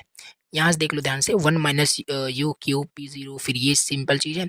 और यही सेम चीज़ चलो यहाँ पे देखते हैं, ये चीज़ यहाँ पे भी है वही सेम चीज़। तो ये आपका डिराइव हो गया। ठीक है, तो ये तो जनरलाइज निकल गया, लेकिन न्यूमेरिकल में कैसे इसे सॉल्व करते हैं, न्यूमेरिकल वे में किस तरीके से वो सॉल्व करेंगे, तो कोऑर्डिनेट्स निकालने पड़ेंगे। कोऑर्डिनेट्स निकालने के लिए ऑलरेडी बताया था, बस इसे रिप्लेस करना है। P0 P1 और P2 P3, इन पॉइंट्स को क्या करना है? रिप्लेस कर देना है। रिप्लेस कर दिया विद द कोऑर्डिनेट, डन, ये हो गया। तो इस तरीके से यहाँ पे ये आपका डेरिवेशन इसका हुआ कंप्लीट। अब इस पे हम क्या करते हैं? इस पे एक न्यूमेरिकल सॉल्व करते हैं। किस तरीके से न्यूमेरिकल हम इसे सॉल्व कर रहे होंगे? देखो न्यूमेरिकल किस तरीके से आपको ये दिया रहेगा एग्जाम में, जैसे को इस तरीके से दिया रहेगा, कैलकुलेट करना है XY कोऑर्डिनेट्स को। जो ये निकाल रहे हो ना, इसे में सारी वैल्यूज आपको दी रहेगी या निकालना पड़ेगा, फिर इसे पुट कर दोगे, XY कोऑर्डिनेट निकल जाएगा। ठीक है, तो यहाँ पे क्वेश्चन भी मिल गया आपको उसी तरीके से कि XY कोऑर्डिनेट्स आपको निकालने हैं of the Bezier curve described by the following control points. ये सारे कंट्रोल पॉइंट्स आपको दिए रहेंगे, उससे आपको बोलेगा ट्रेस करो, बेजियर कर्व को ड्रॉ करना है या XY कोऑर्डिनेट्स निकालने हैं, ये सारी चीजें कर सकते हो। कोऑर्डिनेट्स आपके पास आ गए तो ट्रेस तो कर ही पाओगे। तो देखो इसमें ये कंट्रोल पॉइंट्स दिए हैं, जल्दी बता देता हूँ कैसे सॉल्व करना है। कंट्रोल पॉइंट्स दिए हैं, कंट्रोल पॉइंट्स को आपको लिख लेना है। मतलब कहने का मतलब क्या है कि आपका फर्स्ट, ये तो कंट्रोल पॉइंट्स आपको ये दिए हैं, इन कंट्रोल पॉइंट्स की हेल्प से आप इस तरीके से ड्रॉ कर पाओगे कि नहीं कर पाओगे? बिल्कुल 0,0 1,2 आप इस तरीके से क्या करोगे? ड्रॉ कर लोगे। ये क्या आया? ये आपका कर्व नहीं है, ये आपका कन्वेक्स हल निकल के आया। इस कन्वेक्स हल के अंदर ही आपका कर्व होगा। तो ये हो गया इतना। अब इसमें क्या करना है आपको? मिनिमम देख लेना है, यानी कि 0 एंड लास्ट में आपका x1 4, मतलब इस पॉइंट से इसके अंदर ही तो कर्व होगा। मतलब फर्स्ट एंड लास्ट पॉइंट पे तो आपका कर्व वो होकर के जाता ही है, बेजर कर्व जो मैंने प्रॉपर्टीज में बताया था, और आपका नहीं भी जा सकता। ठीक है, अप्रॉक्सीमेशन की वजह से। तो ये है, तो स्टार्टिंग आपका x0 आपका ये 0 हो जाएगा, और जहाँ से पास तो होना ही है वो 4 है, तो x1 आपका 4 हो जाएगा। इस तरीके से y0 आपका 0 हो जाएगा, y0 0, और y1 भी आपका 0 हो जाएगा। तो इस तरीके से अब इसमें हमें क्या करना पड़ेगा, अज्यूम करना पड़ेगा नंबर ऑफ स्टेप्स को। स्टेप्स हैं, इन्हीं स्टेप्स, इन्हीं तरीकों को फॉलो करके आप क्वेश्चन सॉल्व करोगे। इतना आप कंट्रोल पॉइंट से आप ये बनाना, फिर आपको ये फाइंड आउट कर लेना है। ये फाइंड आउट करने के बाद आपको अज्यूम करना है नंबर ऑफ स्टेप्स को। जितना ज़्यादा नंबर ऑफ स्टेप्स लोगे उतना प्रिसाइज आपका रिजल्ट आने वाला है। तो अकॉर्डिंग टू मी आपको 5 प्ले करके चलना है। नंबर ऑफ स्टेप्स हमने अज्यूम किया 5 है, ठीक है, दिया नहीं था, हमने अज्यूम कर लिया। इतना डेटा भी हमारे पास इतना आ चुका है। अब नंबर ऑफ स्टेप्स आ जाने के बाद अब दूसरा हमारे पास क्या मेथड है कि हम क्या क्या करेंगे, कैलकुलेट करेंगे जो भी इंक्रीमेंट हो रहा है यू के अंदर, मतलब यू की वैल्यू हम फाइंड आउट करेंगे। अच्छा ये बताओ, हमसे एक्स वाई पूछा है, एक्स वाई निकालने के लिए, इन कोऑर्डिनेट्स को निकालने के लिए हमारे पास यू होना चाहिए, x0 होना चाहिए, x1 होना चाहिए, मतलब ये सारी चीज़ें होनी चाहिए वैल्यूज, तभी तो पुट करेंगे, तभी तो निकलेगा। तो वही सब कर रहे हैं, ठीक है। तो कैलकुलेट करेंगे इंक्रीमेंट ऑफ यू, और इसका फॉर्मूला क्या है, delta U 1 upon number of steps, 1 upon number of steps minus 1, ये फॉर्मूला है। इस फॉर्मूले में जब आप पुट करोगे, नंबर ऑफ स्टेप्स आपके पास है, तो डेल्टा यू आपके पास आएगा 0.25। क्या आ गया, 0.25 आपके पास डेल्टा की वैल्यू आ गई। तो एक तो डेल्टा की वैल्यू क्या आ गई, 0.25। और ये चीज़ आपको देखो, ये चीज़ ऑलरेडी पता है कि x0 इससे और इससे होकर के तो कर्व 100% जाएगा, because of the properties of the Bezier curve. कि बेजियर कर्व की प्रॉपर्टीज ये कहता है कि बेजियर कर्व हमेशा जो होगा उसका स्टार्टिंग पॉइंट और एंड पॉइंट से तो होकर के जाएगा ही, बीच में कोई कंट्रोल पॉइंट को मिस करेगा ड्यू टू अप्रोक्सीमेशन स्प्लाइन की वजह से, बताया था। तो इसमें वही किया गया है कि आपका फर्स्ट तो 0 और लास्ट 1, ठीक है। मतलब इसमें कहने का क्या मतलब है, देखो जैसे, देखो सुनो, जैसे आपने नंबर ऑफ स्टेप्स कितने माने थे, नंबर ऑफ स्टेप्स आपने 5 माने थे। अब यहाँ पे आपको 5 वैल्यूज ऑफ यू आपको फाइंड आउट करनी है, यू की 5 वैल्यू आपको निकालनी है। एक तो आपका 0 हो जाएगा, अब 0 में कितना इंक्रीमेंट करोगे, 0.25, तो 0.25 में फिर से आप 0.25 का इंक्रीमेंट करोगे तो ये आएगा, इसमें फिर 0.25 का इंक्रीमेंट करो तो ये आएगा, फिर 1 आ जाएगा। 5 वैल्यूज कंप्लीट हो गई, 5 हमें चाहिए था, ठीक है, 5 स्टेप्स था, 5 हमने वैल्यूज फाइंड कर ली। यू की हमारे पास 5 वैल्यूज आ गई हैं, यू की हमारे पास। Now we will find the X. अब हम X and Y coordinate find करेंगे हर एक यू के लिए, ठीक है। कैसे, नंबर ऑफ कंट्रोल पॉइंट्स कितने थे, नंबर ऑफ कंट्रोल पॉइंट्स कितने दिए हमारे पास, 1 2 3 4, 4 कंट्रोल पॉइंट्स हमें दिए थे, 4 कंट्रोल पॉइंट्स हमने लिखे, नंबर ऑफ कंट्रोल पॉइंट्स 4। अब degree of polynomial, number of control point 4 है तो डिग्री ऑफ पॉलिनोमियल कितने हो जाएंगे, 3 हो जाएंगे। अब 3 हो गए तो आपका आई की वैल्यू निकल के आ गई, 0 1 2 3 आपका ये चलेगा, ठीक है। और ब्लेंडिंग फंक्शन का वही फॉर्मूला हमने लिख लिया क्योंकि यूज होने वाला है। अब देखो, अब सिंपल क्या करना है, आई की वैल्यू हमारे पास है, एन की वैल्यू हमारे पास है, अब हम ब्लेंडिंग फंक्शन करके निकालेंगे, ब्लेंडिंग फंक्शन निकालेंगे। तो ये फॉर्मूला है, आई की वैल्यू पहले हम 0 के लिए, फिर 3, मतलब एन की वैल्यू 3 है, ठीक है। तो वो सिंपल चीज़ करना है, 0 3 यू, ये सिंपल वैल्यूज़ आपको कैलकुलेट करनी है। तो B03 आ गया, फिर आई की वैल्यू इंक्रीमेंट करोगे तो 1 3 आएगा, 1 3 कैलकुलेट कर लिए, इसलिए तो 2 3 एंड 3 3, 2 3 एंड 3 3 निकालना पड़ेगा, 2 3 एंड 3 3 हमने कैलकुलेट कर लिया। इसके बाद बीजर पॉलिनोमियल फंक्शन क्या था, बीजर पॉलिनोमियल फंक्शंस क्या था, याद होगा, P ऑफ यू ये था। अब इसमें सारी वैल्यूज़ को क्या करना है, यही था ना आपका बीजर पॉलिनोमियल फंक्शन। तो इसमें आपने क्या क्या कर लिया, सारी वैल्यूज़ यहाँ पे आपने एज इट इज़ जो भी थी पुट कर दी, ठीक।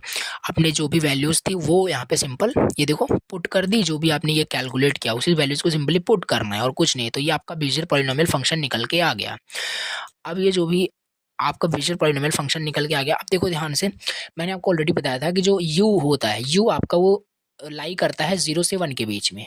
जो यू होता है, यू लाई करता है कहाँ, 0 एंड 1 के बीच में। ये आपको बताया था, मैं एक बार फिर से दिखाता हूँ।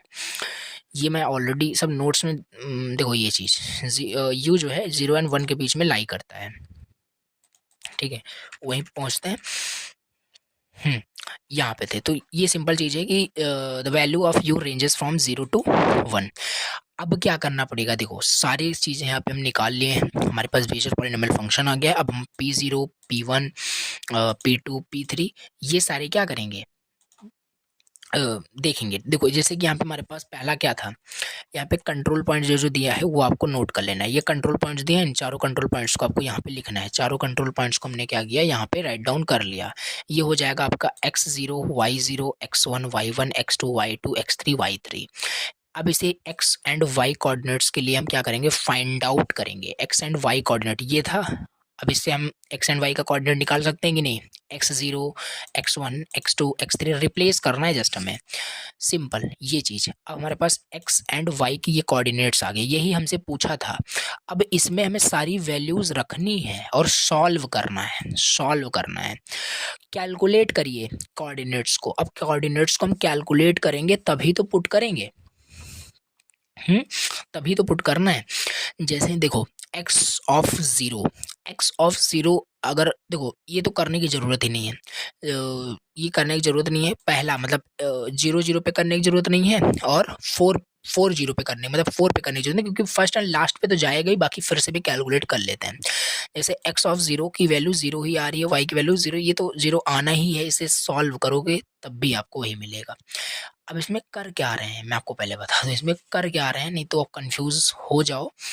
देखो ये जो आपको वैल्यूज़ दी गई हैं, ये जो आपको कोऑर्डिनेट्स मिले, अब u की जगह एक तो आपको क्या करना है, u की जगह आपको 0 रखना है, 0 रखना है, ठीक है। तो इसकी जगह 0 रखना है, फिर 0.25 रखना है। मतलब जो भी आपने u की वैल्यू फाइंड की थी ना, ये देखो कहाँ गया, u की जो वैल्यू फाइंड की थी, इन्हीं की वैल्यू वहाँ पे पुट करनी है, इसी वजह से निकाला था।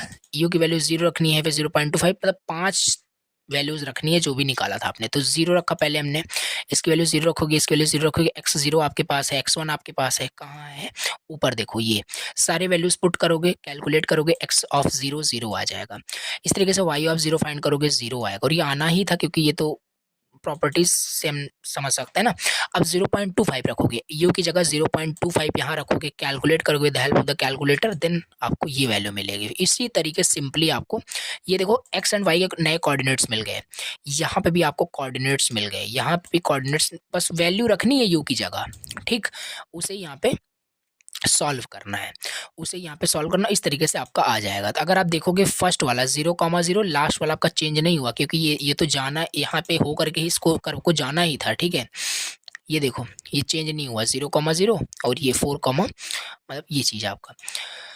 तो बेसिकली ये कहने का मतलब है, ठीक है। तो इस तरह के सारे आपको कोऑर्डिनेट्स को निकाल लेने हैं, सारे कोऑर्डिनेट्स को निकाल लेने हैं। कोऑर्डिनेट्स आपके पास इस तरीके से आ जाएंगे। अब इस कोऑर्डिनेट्स का यूज़ करके आप कर्व ड्रॉ नहीं कर सकते, बिल्कुल कर सकते हो, काहे नहीं कर सकते। अब यहाँ पे सिंपल इसे आप ड्रॉ करोगे तो देखो जो वहाँ पे कन्वेक्स हल था ऐसे, ठीक है, उसके अंदर ये कर्व बन के आएगा, यही है आपका बेजियर कर्व, ठीक है। एक बार इसे मैं और बताऊंगा, जैसे यहाँ पे मैं क्वेश्चन 2-3 दिया हूँ, आप प्रैक्टिस करें, एक बार इसे और रिपीट करते हैं, क्योंकि इंपॉर्टेंट बहुत ज़्यादा है ये, 7 मार्क्स में डायरेक्टली आपको ये मिलेगा एग्जाम में। दिया क्या था, आपको एक्स वाई कोऑर्डिनेट्स दिए थे, बेजियर कर्व आपको ड्रॉ करना था या कोऑर्डिनेट्स फाइंड करने थे, ठीक। ये कंट्रोल पॉइंट्स हर बार आपको ऐसे ही क्वेश्चन रहेगा, दिया रहेगा ये। इस कंट्रोल पॉइंट से आपको एक ग्राफ प्लॉट कर लेना है इस तरीके से, ठीक है। अब हमें क्या करना है, आपको एक प्रॉपर्टी पता है कि जो बेजियर कर्व होता है वो स्टार्टिंग मतलब स्टार्ट पॉइंट उसका एंड पॉइंट जो होता है वो सेम ही होता है, उससे होकर के तो जाएगा ही, ठीक है। और कंट्रोल पॉइंट से जाए ना जाए, अप्रॉक्सीमेट स्प्लाइन है तो नहीं जाएगा, लेकिन फर्स्ट मतलब स्टार्टिंग पॉइंट और एंडिंग पॉइंट से तो होकर के जाएगा ही। तो यहाँ पे वही मैंने कर लिया, एक्स ऑफ 0 फाइंड कर लिया, एक्स ऑफ 0 फाइंड किया, आपका क्या आया, 0 आया। एक्स ऑफ 1 हमने फाइंड किया, जहाँ से होकर के जाएगा, जहाँ से होकर के जाएगा, मतलब एक्स ऑफ 1 4 कर लिया। इस तरीके से वाई ऑफ 0 आपका 0, वाई ऑफ 1 भी आपका 0 है। नंबर ऑफ स्टेप्स अज्यूम करना, अज्यूम करने के बाद इंक्रीमेंट ऑफ यू कैलकुलेट करना पड़ेगा। यू की 5 वैल्यूज निकल के आएंगी because of number of steps 5। You की डिफरेंट यहाँ पे वैल्यूज आ जाएंगी। अब जैसे डिफरेंट यू की वैल्यूज आने के बाद नंबर ऑफ कंट्रोल पॉइंट्स कितने दिए हैं, नंबर ऑफ कंट्रोल पॉइंट्स हमारे पास 4 दिए हैं, नंबर ऑफ कंट्रोल पॉइंट्स 4 दिए हैं उसमें। तो डिग्री हमारे पास 3 हो गया, डिग्री 3 हो गया, तो आई की वैल्यू 0 1 2 3 तक जाएगा। ब्लेंडिंग फंक्शन से हम सारे वैल्यूज फाइंड कर लिए, B03 बी इतने जो करके, ठीक है, आई और एन का कॉम्बिनेशन लेकर सारे ब्लेंडिंग फंक्शन निकाल ले, और बीजर पॉलिनोमियल फंक्शन हमें पता है ऑलरेडी ये चीज़ है। इसमें वही सारी वैल्यूज़ हमने क्या किया, पुट कर दिया, और P0 और ये सारे कोऑर्डिनेट्स तो हमें दिए थे, इससे हमने x0 x1 y1 ये जो भी था ये सारे कोऑर्डिनेट्स निकाल लिए, और ये जनरल फॉर्मूला हमें पता ही है, इससे हम कैसे रिप्लेस करके निकाले ऑलरेडी बताया। तो इसी में हम के कोऑर्डिनेट्स को अब कैलकुलेट करेंगे, ये सारे वैल्यूज़ यू तो आपने 5 कैलकुलेट किया, और x0 ये सारी चीज़ें दी गई हैं, इसी से कैलकुलेट करना है, नए कोऑर्डिनेट्स निकालना है, उस कोऑर्डिनेट्स को प्लॉट कर देना है, ये हो जाएगा हमारे पास। आपसे XY कोऑर्डिनेट्स पूछा था, तो ये सारे कोऑर्डिनेट्स आपने निकाल ही लिए और साथ ही साथ आपने ड्रॉ भी कर दिया, जबकि ड्रॉ करने के लिए नहीं बोला था। और क्वेश्चन ऐसे भी मिल सकते हैं, कंस्ट्रक्ट करिए बेजियर कर्व को ऐसे, trace out the Bezier curve, देखो कंट्रोल पॉइंट्स दिए हैं ये, बस वैसे ही करना है सिंपल।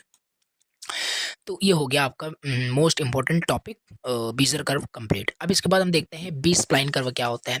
देखो थोड़ा सा फास्टवर्ड चलते हैं, सेम चीज़ है। तो बी स्प्लाइन कर्व क्या होता है, सेम है। देखो बी स्प्लाइन कर्व क्या होता है, कुछ आपका बेजियर कर्व जब आपके पास था तो स्प्लाइन कर्व क्यों आ गया, बी स्प्लाइन कर्व क्यों आ गया, तो कुछ डिसएडवांटेज थे उसमें, कुछ लिमिटेशंस थी, उन लिमिटेशंस को समझते हुए हम बी स्प्लाइन को कवर कर लेंगे। So we have some limitations in the Bezier curve. Like limitations क्या थे बेजियर कर्व के अंदर, अगर हम देखें तो बेजियर कर्व के अंदर लिमिटेशन ये था कि Bezier curve produced by blending function, blending function से वो आपका प्रोड्यूस होता था, जो कि limited the number of control point decide the degree of polynomial, मतलब लिमिटेड नंबर ऑफ वहाँ पे कंट्रोल पॉइंट्स थे, ठीक है, जो कि डिसाइड कर रहे थे डिग्री ऑफ पॉलिनोमियल्स को। जैसे 4 कंट्रोल पॉइंट्स का सिंपल मतलब है कि आपका 3 डिग्री पॉलिनोमियल होगा या वाइस वर्सा, ये सारी चीज़ें आपको पता है। दूसरा, the value of blending function is non zero for all parameter, due to this change one vertex change then entire curve change हो जाएगा, ये देखा था मैंने, ठीक है, आपको बताया था। तो यहाँ पे हमने क्या देखा था कि जो वैल्यू होती है ब्लेंडिंग फंक्शन की वो नॉन जीरो होती है फॉर ऑल द पैरामीटर, मतलब जैसे देखो जैसे ये आपका क्या है, ये बेजियर कर्व है, सिंपल बेजियर कर्व है। यहाँ से अगर यहाँ पे हम बात करें एक पॉइंट्स को P3 है, अगर इस पॉइंट्स को हम यहाँ पे कर दें तो ये इस साइड से होकर के जाएगा, ठीक है। देखो इसका पूरा इफेक्ट जो हो रहा है ना, ग्लोबली इफेक्ट हो रहा है, इसे हम ग्लोबल इफेक्ट बोल रहे हैं, पूरा एंटायर कर्व चेंज हो गया, देखो इस तरीके से होकर के जा रहा है, तो कर्व पूरा आपका इसका एंटायर शेप चेंज हो गया। सो दिस इज कॉल्ड, मतलब कि यही आपका क्या है, इसकी लिमिटेशंस थी, तो ये भी आपका कि ब्लेंडिंग फंक्शन आपका नॉन जीरो था। अभी इसी चीज को ये क्या करता है, हैंडल करेगा बी स्प्लाइन कर्व। अभी हम देखेंगे इसके क्या चीज़ है आपका बी स्प्लाइन। एक्चुअली यहाँ पे समझ लें कि इसमें क्या होगा कि इसमें लोकली इफेक्ट होगा, यहाँ पे ऐसा नहीं है कि अगर पॉइंट को आप चेंज कर दो तो आपका शेप पूरा चेंज होगा, पूरा शेप नहीं चेंज होगा। यहाँ पे देखोगे तो इस पॉइंट्स को यहाँ पे कर देने की वजह से यहाँ से तो ये पूरा शेप ऐसा कुछ हो गया, जबकि ये ऐसा नहीं होना चाहिए था। इसमें क्या होगा, पॉइंट्स को यहाँ कर दोगे, ये हालांकि ऐसे हो करके तो जाएगा ऐसे, बट पूरा शेप नहीं चेंज होगा, ऐसे हो जाएगा, इसे मिल जाएगा आकर के, तो ऐसे मतलब लोकल इफेक्ट हो रहा है, पूरा शेप नहीं चेंज हो रहा है, change in one section only, एक सेक्शन में खाली चेंज हो रहा है बस। ये आपके कुछ लिमिटेशंस थे जो हैंडल कर रहा है आपका बी स्प्लाइन, ठीक है। सो ओवरऑल अगर हम देखें तो जो बी स्प्लाइन कर्व है वो एक सोल्यूशन है limitations of the Bezier curve का, बस। अब इसमें प्रॉपर्टीज क्या क्या है, प्रॉपर्टीज इसमें है आपका बी स्प्लाइन कर्व का पहला है B spline curve local effect होता है, ऊपर ही देखा। B spline curve made up of n+1 control points, हाँ n+1 कंट्रोल पॉइंट से मिलकर के n+1 कंट्रोल पॉइंट से मिलकर आपके जो भी बी स्प्लाइन कर्व होते हैं बनते हैं। और degree of B spline curve is independent of the number of control points, ये आपस में डिपेंड नहीं करते हैं, मतलब नंबर ऑफ कंट्रोल पॉइंट ज़्यादा होने से और कम होने से कोई इफेक्ट नहीं पड़ता। जबकि बेजियर कर्व में क्या था, नंबर ऑफ कंट्रोल पॉइंट्स जितने होंगे उससे कम आपके वहाँ पे क्या होते हैं, उससे कम आपकी एक डिग्री होती है, बट यहाँ पे दोनों इंडिपेंडेंट है, डिग्री ऑफ पॉलिनोमियल और नंबर ऑफ कंट्रोल पॉइंट दोनों इंडिपेंडेंट है। B spline can be used for defining both open and closed curve. B spline हमारा यूज होता है डिफाइन करने के लिए ओपन एंड क्लोज कर्व के लिए, ये भी एक प्रॉपर्टीज है। It is possible to change the degree of resulting curve without changing the number of control points. हम इसमें भी ये भी पॉसिबल है कि हम चेंज कर सकते हैं जो भी डिग्री होती है बी स्प्लाइन कर्व की बिना उसके नंबर ऑफ कंट्रोल पॉइंट्स को चेंज किए हुए, बदले हुए, ये भी इसमें एक प्रॉपर्टीज है। कर्व जनरली फॉलो करता है shape of defining polygon, simple the curve line within the convex hull of its defining polygon. Okay, तो बेसिकली 6 to 7 यहाँ पे प्रॉपर्टीज हैं, रिमेंबर करनी पड़ेगी फॉर द एग्जाम, ठीक है। तो ये हो गया बी स्प्लाइन कर्व क्या लिमिटेशंस थी जिस वजह से बी स्प्लाइन आपका आया। और भी एक्सप्लेन कर सकते हैं। अब इसके बाद यहाँ पे हम अपना नेक्स्ट यहाँ पे टॉपिक देख लेते हैं और देख लेते हैं, एक बार सिलेबस को व्यू कर लेते हैं क्या क्या टॉपिक्स अभी तक टिल मतलब कंप्लीट कर लिया है हमने। ये सारी चीज़ें देख ली, कंसेप्ट ऑफ स्प्लाइन देखा था, बेस स्प्लाइन बेजर कर्व ये देखा था। यहाँ पे कर्व तो डिटेल में हमने देखा कि क्या है, टाइप्स, रिप्रेजेंटेशन, वो सारी चीज़ें। अब हमारे पास है सरफेसेस, चलो देख लेते हैं थोड़ा सा सरफेसेस क्या होता है, क्वाड्रेटिक सरफेसेस, और ये इसमें इतने टाइप्स हैं। ब्लॉबी ऑब्जेक्ट्स क्या होते हैं ये देख लेते हैं 2 सेकंड के अंदर। तो यहाँ पे देखो यहाँ पे अपना नोट्स ओपन कर लेते हैं, एक सेकंड देखो। तो एक क्वेश्चन यहाँ पे देखेंगे और इस क्वेश्चन में आपका वो सारा पूरा जो टॉपिक दिया है ना इंडिविजुअल सिलेबस में सब कंप्लीट हो जाएगा और हर बार यही क्वेश्चन पूछा जाता है। 3-4 स्टार यहाँ पे मैंने मार्क्स किए हुए हैं, इंपॉर्टेंट क्वेश्चन है, ठीक है।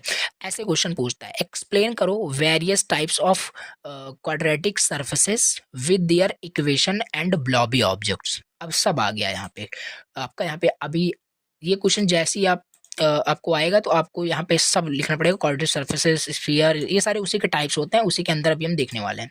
तो क्वाड्रेटिक सरफेसेस क्या होते हैं? Quadratic surfaces are 3D shape. Quadratic surfaces आपके 3D शेप्स होते हैं दैट आर डिस्क्राइब्ड बाय एक इक्वेशन के जरिए में से डिस्क्राइब कर सकते हैं the term of x Y Z. Because 3D shape होता है तो 3 इसके आपके एक्सेस होते हैं।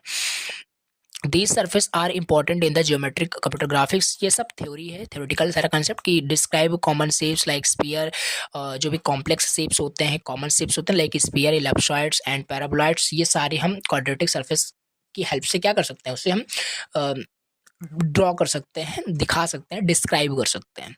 तो जनरल इक्वेशन जो है आपका, जनरल इक्वेशन जो क्वाड्रेटिक सरफेस के लिए है वो आपको ये याद रखनी है, a x square plus b y square plus c z square plus d x y e x z f y z g x h y I z plus j equal 0। इतना बड़ा ही आपका जनरल इक्वेशन होता है quadratic surface के लिए, जहाँ पे A B C D जो भी ये करके दिया हुआ है ये आपके कॉन्स्टेंट्स हैं, ओके।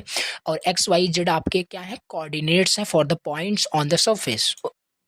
ये हो गया हमारे पास क्वाड्रेटिक सरफेस, कुछ समझ में आया होगा, ठीक है। अब यहाँ पे कितने टाइप्स के आपके क्वाड्रेटिक सरफेसेस होते हैं ये देख लेते हैं। पहला हमारे पास स्फीयर होता है और दूसरा इलिप्सॉइड्स होता है, टोरस होता है, ये सारी चीज़ें देखना है।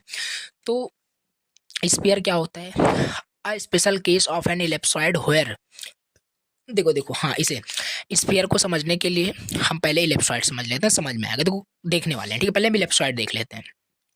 ये स्लाइड क्या होता है, इलिप्सॉइड क्या होता है, a closed Oval shaped. Ellipsoid मतलब कि एक क्लोज्ड स्ट्रक्चर तो रहेगा बट ओवल शेप का होगा surface, 3D version of N ellipse. Ellipsis का 3D वर्जन अगर आप देखें तो वो इलिप्सॉइड ही होता है, मतलब क्लोज्ड ओवल शेप का होता है आपका इलिप्सॉइड। ये इक्वेशन इसकी दी गई है, ठीक। X square upon a square plus y square upon b square plus z square upon c square equal 1, जहाँ ए बी सी क्या है आपके पॉजिटिव रियल नंबर्स हैं। So an ellipsoid surfaces is the extension of a spherical surfaces. There are 3 mutually perpendicular radius that have different value as shows below. तो ये आपस में perpendicular होते हैं, ठीक है। तो यहाँ पे देख सकते हो एक्स वाई एंड जेड, तो ये क्या है आपका इलिप्सॉइड है, सिंपल। ये आपस में क्या है, म्यूचुअली आपस में ये परपेंडिकुलर रेडियस पे हैं, तो सो दे हैव डिफरेंट वैल्यूज। जैसे यहाँ पे आप देख सकते हैं अलग अलग इनमें वैल्यूज होती हैं, आर एक्स होती हैं, आर वाई होती हैं, आर जेड होती हैं। तो ये हो गया आपका इलिप्सॉइड। और इस अगर इसमें हम बात करें in the ellipsoid Cartesian product system, the ellipsoid centred at the origin can be defined as, इस तरीके से कुछ नहीं है, जहाँ पे हमने a square plus b square plus c square वो लिया था, वो यहाँ पे ये वैल्यूज हैं आपकी, वो यहाँ पे डिनोट कर दिया। इसका जो सम होता है वो इक्वल 1 होता है। और x इज इक्वल टू क्या होगा, x इज इक्वल टू, ये याद करना पड़ेगा आपको, R X cos theta 1 cos theta 2 हो जाएगा, और y की value R Y sine theta 1 cos theta 2 हो जाएगा। और ये हर क्वाड्रेटिक सरफेसेस में आपके सेम होने वाले हैं। और ये थीटा 1 थीटा की वैल्यू कहाँ से कहाँ लाई करेगी, ये है। तो ये लेफ्ट साइड आपको कुछ समझ में आया होगा कि क्लोज्ड ओवल शेप टाइप का होता है इक्वेशन, ये आपको रिमेंबर करनी पड़ेगी। अभी यहाँ पे स्फीयर देख लेते हैं। ये भी आपका ये एक स्पेशल केस होता है किसका, इलिप्सॉइड का, जब ए बी सी तीनों की वैल्यू इक्वल हो जाती है, तीनों की वैल्यू इक्वल हो जाती है। तो स्फीयर विथ, और ये परफेक्टली राउंड होता है, ओवल शेप का नहीं, परफेक्टली राउंड होता है। Sphere with R radius is defined the set of points X Y Z that satisfy करता है इस इक्वेशन को। यहाँ देखो ए बी सी स्क्वायर नहीं है क्योंकि तीनों की वैल्यू इक्वल है, तो वो आपका ये इक्वेशन बन जाएगी। तो जहाँ एक्स की वैल्यू जो हमने प्रीवियस में देखा वही सेम चीज़ है, ठीक। तो ये हो जाएगा आपका कुछ क्या स्फीयर का हो जाएगा। इसके बाद यहाँ पे हम देख लेते हैं टोरस का क्या होता है। देखो टोरस क्या होता है, टोरस भी आपका एक 3D शेप होता है that looks like a dot net और रिंग, एक रिंग शेप का एक होता है आपका टोरस, ठीक है। It is formed by rotating, जब भी हम एक सर्कल को रोटेट करते हैं around an axis that lies in the same plane but does not interact with this does not interact the circle, that's called the torus। जैसे यहाँ पे आप देख सकते हैं इस एग्जांपल में, ठीक है। यहाँ पे सर्कल को बस क्या किया गया, रोटेट कर दिया गया बस एक एक्सिस एक्सिस के अबाउट, सिंपल किसी प्लेन में, तो वही हो जाता है आपका एक टोरस लाइक अ शेप, मतलब एक 3D शेप आपसे बोल सकते हैं that looks like a ring, आप समझें, ठीक है। इसका भी कुछ इक्वेशंस है in Cartesian coordinates equation for points over the surface of a torus is given as, ठीक है। तो ये कुछ इसका भी कुछ जनरल इक्वेशंस हमारे पास दिए हैं फॉर्मूले। इसमें पैरामीट्रिक अगर रिप्रेजेंटेशन में देखें तो एक्स का वही सेम चीज हो जाएगा, ठीक है। यहाँ पे X is equal to R X R plus cos five then cos theta, ठीक है। तो ये भी आप जनरल इक्वेशन इसे एग्जाम में राइट कर सकते हैं। तो ओवरऑल अगर इसे इन डिटेल समझे ना कि ये क्वाड्रेटिक सरफेस में ये सब कैसे आ रहा है, तो काफ़ी ज़्यादा लेंदी हो जाएगा लेक्चर, और वन शॉट में पॉसिबल नहीं है। और प्लस चीज़ और कि एग्जाम में क्वेश्चन जैसे भी पूछा गया, मैंने आपको बताया कि डायरेक्टली ऐसे ही क्वेश्चन पूछता है और 100% ऐसे क्वेश्चन पूछा गया बार बार। तो इसमें इस तरीके से आपको डिफाइन करना है, इसके टाइप्स बताने हैं, कुछ फॉर्मूलेज लिख देने हैं, तो ये इस तरीके से आपका पर्टिकुलर क्वेश्चन हो जाएगा कंप्लीट। और इसी में आपसे एक एडिशनली पूछता है ब्लॉबी ऑब्जेक्ट्स के बारे में। क्या होता है ब्लॉबी ऑब्जेक्ट? देखो ब्लॉबी ऑब्जेक्ट्स क्या होते हैं, पहले तो ब्लॉबी का मतलब समझ लो। ऑब्जेक्ट से आराम से आप फैमिलियर हो, आपको सारी चीज़ पता है कि ऑब्जेक्ट्स क्या होते हैं। सो एक सेकंड, ब्लॉबी का मतलब क्या होता है? Blobby is nothing but means a softness और अ शेपलेस मास, ठीक है। सॉफ्ट से रिलेटेड कुछ आपका ये है सब, मतलब वर्ड है ब्लॉब, ठीक है। तो blobby objects are 3D shape that look like a soft organic blobs. A blob is a soft rounded object that does not have a fixed shape similar to water droplets. जैसे water droplets हो गए, clouds हो गए, they does not have any fixed shape, okay. So these objects don't have sharp edges but instead blend and merge smoothly when they come close to each other, ठीक। ये easy लिखा है, समझ में आया। सो ब्लॉबी ऑब्जेक्ट्स ये यूज होता है कंप्यूटर ग्राफिक्स में क्रिएट करने के लिए रियलिस्टिक इफेक्ट्स को for the things like liquid simulation. अगर हमें दिखाना है देन ये भी ब्लॉबी ऑब्जेक्ट्स का एक रिप्रेजेंटेशन का एक आपका पार्ट हो जाएगा।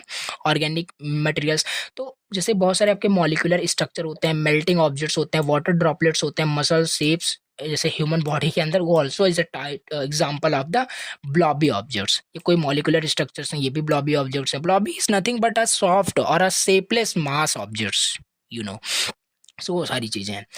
तो ये भी एक कुछ ह्यूमन बॉडी के कुछ मसल्स दिखा सकते हैं, ये भी आपके एग्जाम्पल होते हैं किसके? ब्लॉबी ऑब्जेक्ट्स के। सो ओवरऑल आपका ये हो गया यूनिट कंप्लीट फिनिश, ठीक है। तो ये यूनिट काफ़ी छोटी थी, मैं आपको फिर से बता रहा हूँ, अगर इस यूनिट को आप कंप्लीट अच्छे से समझना चाहते हो तो सारा आपका कंसेप्ट यहाँ पे मैंने बताया है। जितने इंपॉर्टेंट क्वेश्चन थे, जितने सारे सिलेबस का टॉपिक थे, सारा कवर है। ऐसा मत सोचना कोई भी टॉपिक आपका छोटा है, 100% सिलेबस का टॉपिक फिनिश है। आपको अगर इसमें इस यूनिट से अगर आपको पूछना है कि क्या इंपॉर्टेंट है, क्या कवर करना चाहिए, आपको कर्व का पूरा टॉपिक कंप्लीट कर लेना। और ये जो भी एक क्वेश्चन मैंने लास्ट में बताया क्वाड्रेटिक सरफेस का, इसके टाइप्स एंड ब्लॉबी ऑब्जेक्ट्स, ये और इसमें ये चीज़ काफ़ी ज़्यादा इंपॉर्टेंट है, बेजियर कर्व, जो मैंने अभी बताया आपको, उसका डेरिवेशन, उसका प्रॉपर्टीज, उसका रिप्रेजेंटेशन और उसका एक क्वेश्चन फिक्स ही होता है। अगर इस यूनिट से कुछ आना है तो वही चीज़ रिपीटेड टाइम, और क्या ही आएगा। तो ये हो गया आपका unit 5 curve and surfaces complete. तो इस तरीके से अब unit 1, unit 2, unit 3 and unit 4 channel पे अपलोडेड है, जाके आप कंप्लीट कर सकते हैं, देख सकते हैं। नाउ नेक्स्ट लेक्चर के अंदर मे भी अगर पॉसिबल हुआ तो हम यूनिट 5 देखो कवर करते हैं कि नहीं करते हैं, कंफर्म नहीं है, बट अगर कमेंट करते हो, देखते हैं कितना मतलब कमेंट आता है, उसी के बेसिस पे हम ट्राई आउट करेंगे यूनिट 5 अपलोड करने के लिए, ठीक है। तो बाकी 4 यूनिट अच्छे से तैयार करिए, बहुत अच्छे मार्क्स आपके कंप्यूटर ग्राफिक्स में आप अचीव कर सकते हैं, ठीक है। चलो thank you so much for watching the lecture, मिलते हैं किसी नए लेक्चर